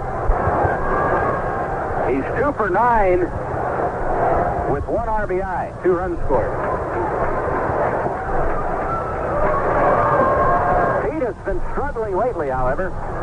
He is hitless in his last 15 at-bats. Runners at first and third, 1 out, and a shot into left center field. Ogilvie is there and makes the catch. Al Collins tags the third and scores after the catch. It'll be a sacrifice fly and an RBI. But the Brewers tickled to death to trade that run for the out that they got. Here's John Watson.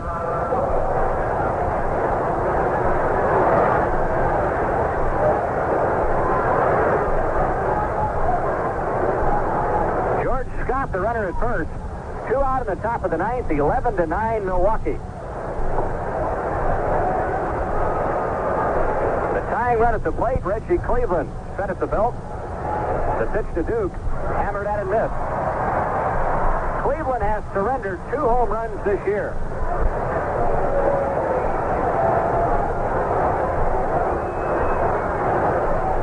Two years ago, when Watson hit his first 2 big league homers, one of them was hit right here in this ballpark. The 0-1 pitch, up too high, 1 ball and 1 strike.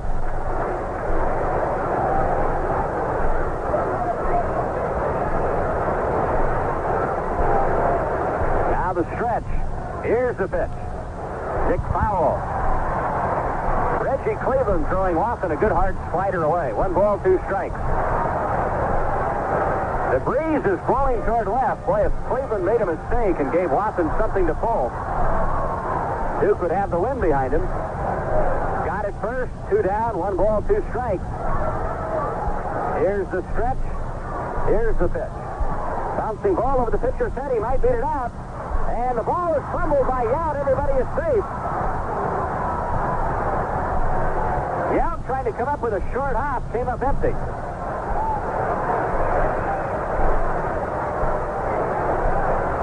Let's see how they score it. Probably a base hit.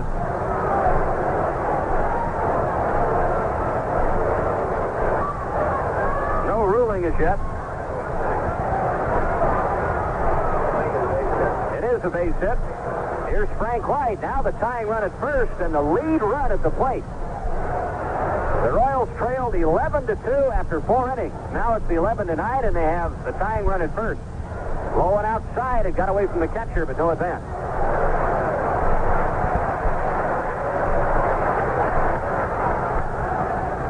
The Royals have 17 hits in this game. But they trail by 2 with 2 out in the ninth. Reggie Cleveland trying to nail down the win. Here's the pitch. Line drive, base hit into left field. George Scott around third to score, and Watson, the tying run, stops at second. 11-10 Milwaukee. Frank White picks up his 13th RBI.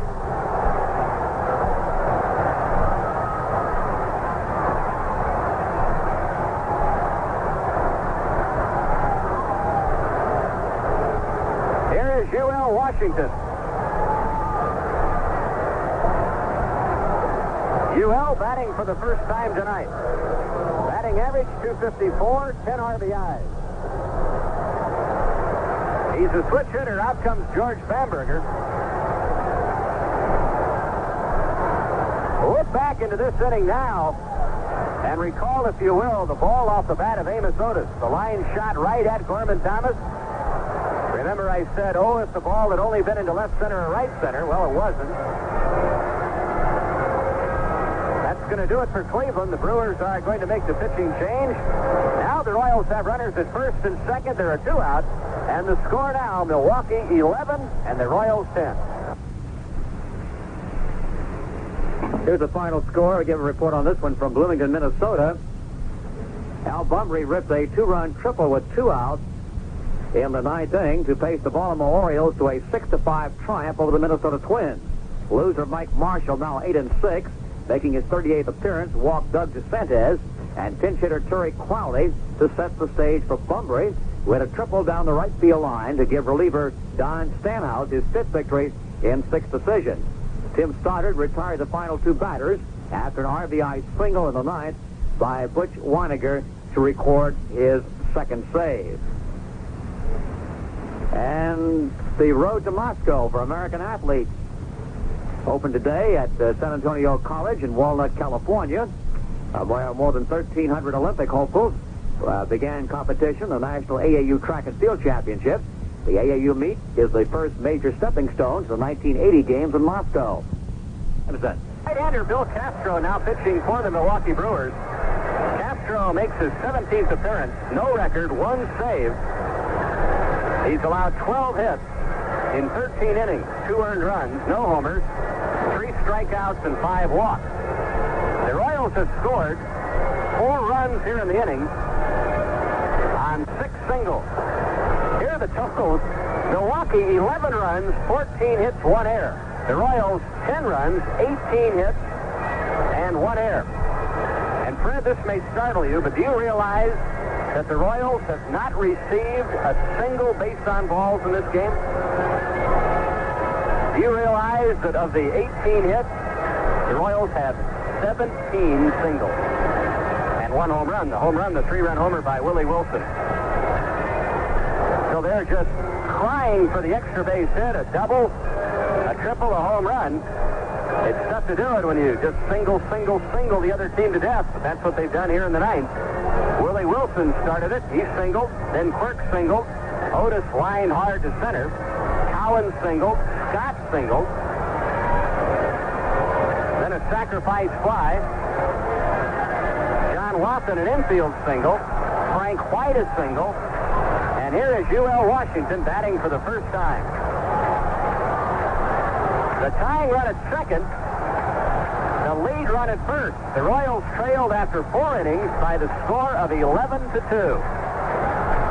And now here in the top of the 9th with 2 on and 2 out, it is 11-10 Brewers. Washington a switch hitter on the left side.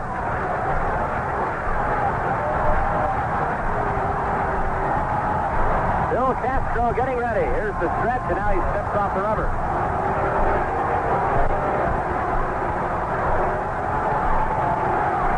Go. Watson at second. Frank White at first. Here's the pitch. Outside, ball 1.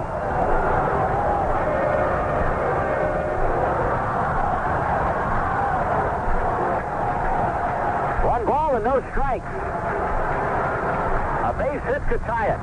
An extra base hit could give the Royals the lead. Base hit left field. Here comes Watson. He's going to try to score. Just throw will get him. Safe. The game is tied. I don't believe it. UL Washington gets the Royals' 18th single of the night. And here's the man who started it, Willie Wilson.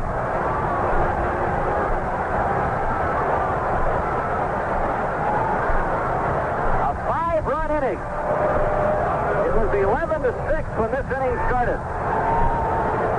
And here is Willie Wilson. 3 out of 5 tonight.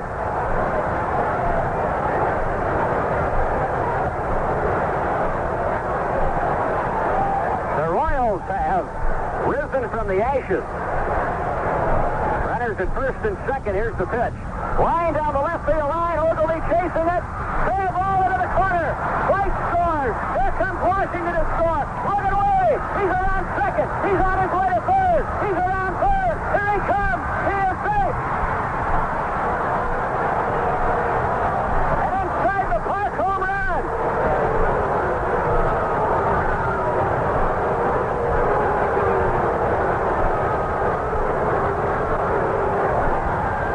Good heavens.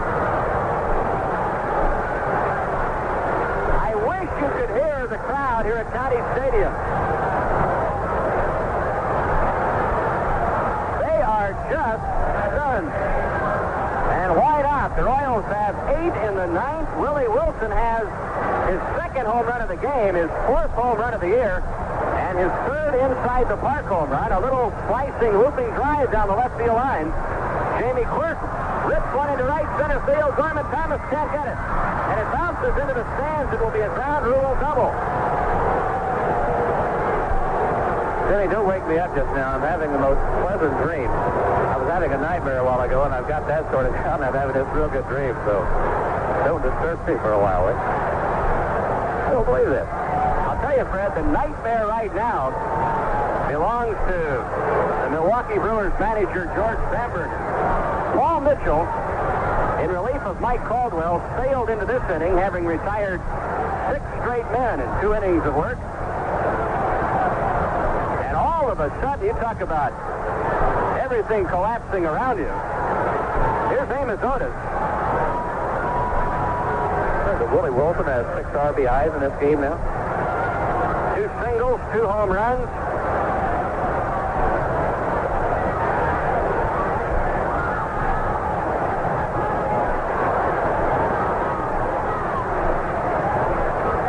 Amos Otis, right-hand batter. Here's the pitch. Going outside, ball 1. Amos 2 out of 5.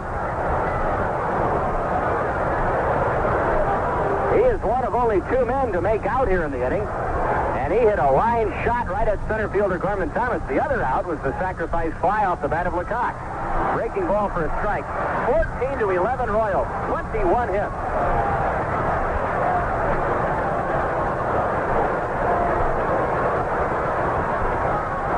The Royals have effected some tremendous comebacks in just the last 2 weeks.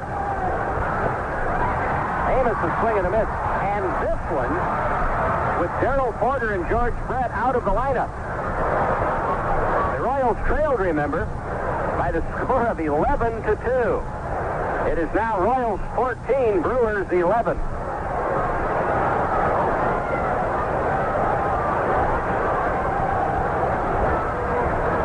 Brett and Porter left after 5 innings.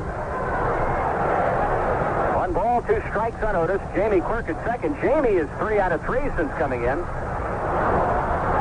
Otis takes a little bit outside.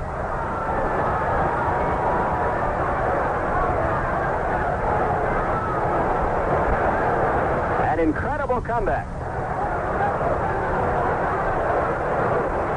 Here's the pitch. Line shot center field. Thomas makes the catch. So Otis made 2 of the 3 outs, and both were line shots to center field.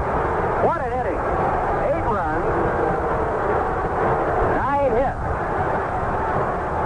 There were no errors. There was a man left, and we go to the bottom of the 9th.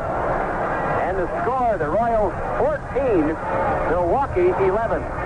Well, the Orioles very happy about this. They have already won in the 9th inning against their opponents. They defeated Minnesota. The Red Sox lost. They lost to the Chicago White Sox 8-5. So this would put the Brewers 7 back of the Orioles in the American League East. The Yankees have already lost. They're 7.5, and they pick up another game on the Tigers, who are 8.5. So things worked out pretty well. If Kansas City can hold off Milwaukee in a home 9, but a game like this with scores more like football, anything again could happen. Let's check some more scores. All the other games in the American League are over. National League, after 4.5, San Francisco leads St. Louis 2-1. After 4, Pittsburgh 1, Los Angeles nothing. And after 3.5, no score between Chicago and San Diego, but Briggs has hit a home run for the Padres in the fourth, one on, his fifth of the year, so San Diego leads in the home fourth, still batting by at least 2-0.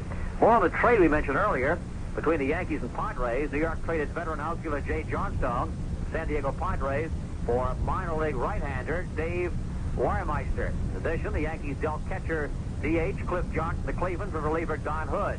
Johnson, the backup catcher, tangled with Rich Gossage in a clubhouse incident in mid-April and left Gossage with an injured hand. Gossage, who had a 2.01 earned run average in 63 appearances with 27 saves last year, has been on the disabled list since.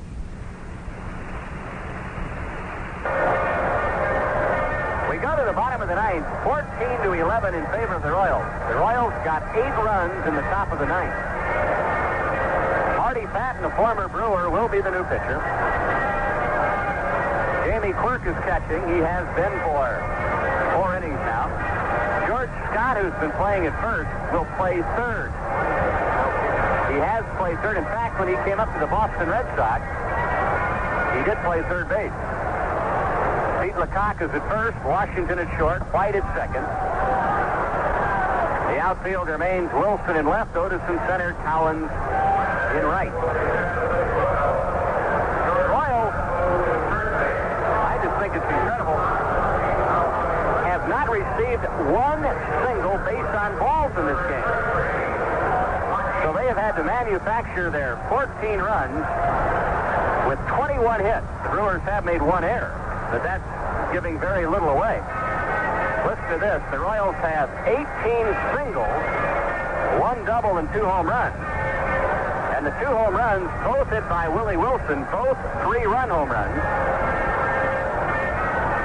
His first one left the stadium at the left field wall, his first outside the park home run, and then his 10th inning home run was an inside the park home run, a little flare down the left field line, which rolled away from Pogovic in the corner.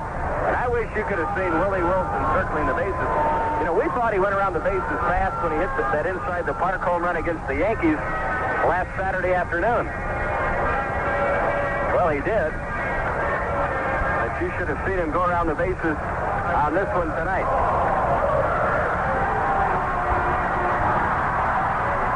Well, it ain't over yet. We know that, don't we? 14-11 Royals. Marty Patton will face the top of the batting order. And that means Molitor, who's 4 out of 5, Cecil Cooper, who's 2 out of 5, and Sal Bando, who's 2 out of 4 with a 3-run homer. I don't think I mentioned the fact that Willie gets Scully gift certificates. You knew that. He gets it twice tonight. Here we go. Marty Patton pitches. Molitor takes a breaking ball for a strike.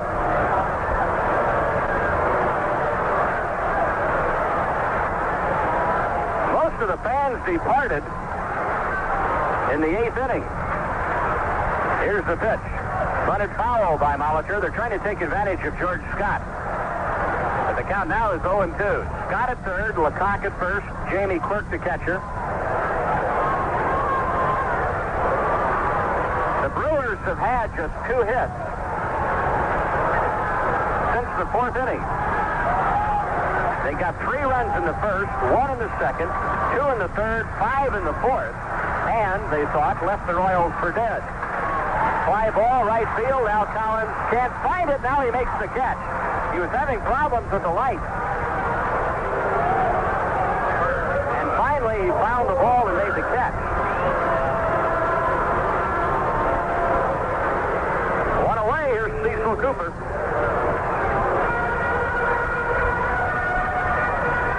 Cecil 2 out of 5. He singled in the first and again in the 6th.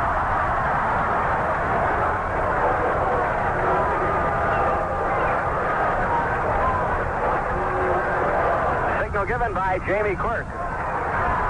Marty nods yes. Into motion. Here's the pitch.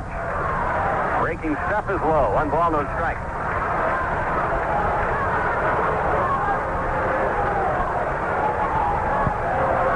Don't forget the job done by Steve Ngori. Outside corner, well thrown, 1-1. Dingo worked the 7th and 8th innings, allowing no hits, no runs, just one base runner. Royals made 2 good plays back of him in the 8th, one by Todd Cruz, or one by Washington, the other by Collins. Here's the 1-1 pitch. Bunted out in front of the plate. Jamie Quirk up with the ball, and the throw is in time. Well done by James. And that is not an easy play. Jamie Quirk is not at all used to that catcher's glove. And he made a fine throw to Pete Lecoq. Cooper can run, and he was batting from the left side. Here's Bando. He's 2 out of 4, a 3-run homer in the first.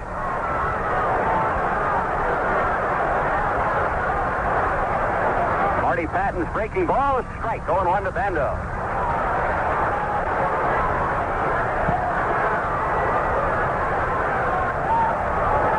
Signal given. Here's the 0-1 pitch. Inside corner with a slider. Strike 2. It's 0-2. Remember how the Royals shocked the Boston Red Sox on Tuesday night when they scored the tying run. Home run by Braun. There's a drive into right center field. Collins to his right, calling for it. And the Royals have incredibly won the game. An incredible victory. They trailed after 4, 11-2. They win 14-11. They score 8 in the 9th. They did it without Brett and Porter, who were removed from the game after 5 innings. And the Royals, needless to say, a giddy bunch. I was going to say happy. They're happy, but they have to be almost giddy as they go to the clubhouse. Final score again, Royals 14, Milwaukee 11. Back in a minute. Let's check the West Coast games now. They're almost caught up with us in the National League after 5 innings now. Pirates lead the Dodgers 1-0. 4.5, San Diego 2, and Chicago 0. The other game on the West Coast, St. Louis and San Francisco 4.5. The Giants ahead of St. Louis 2-1 again. Willie McCovey has hit his 514th career home run. It came in the 4th. Nobody on his 9th of the year. Rounding them up again in the National League, the finals. Houston 2, Montreal 1. The New York Mets beat Atlanta by a score of 2-1. It was Cincinnati 6, Philadelphia 3. In the American League, Chicago beat Boston 8-5. Baltimore 6, Minnesota 5. Texas outscored the New York Yankees 9-5. Home runs in the game, Oliver, Texas, 5th, one on his 9th of the year. Pinella, Yankees 8, one on his 7th of the season.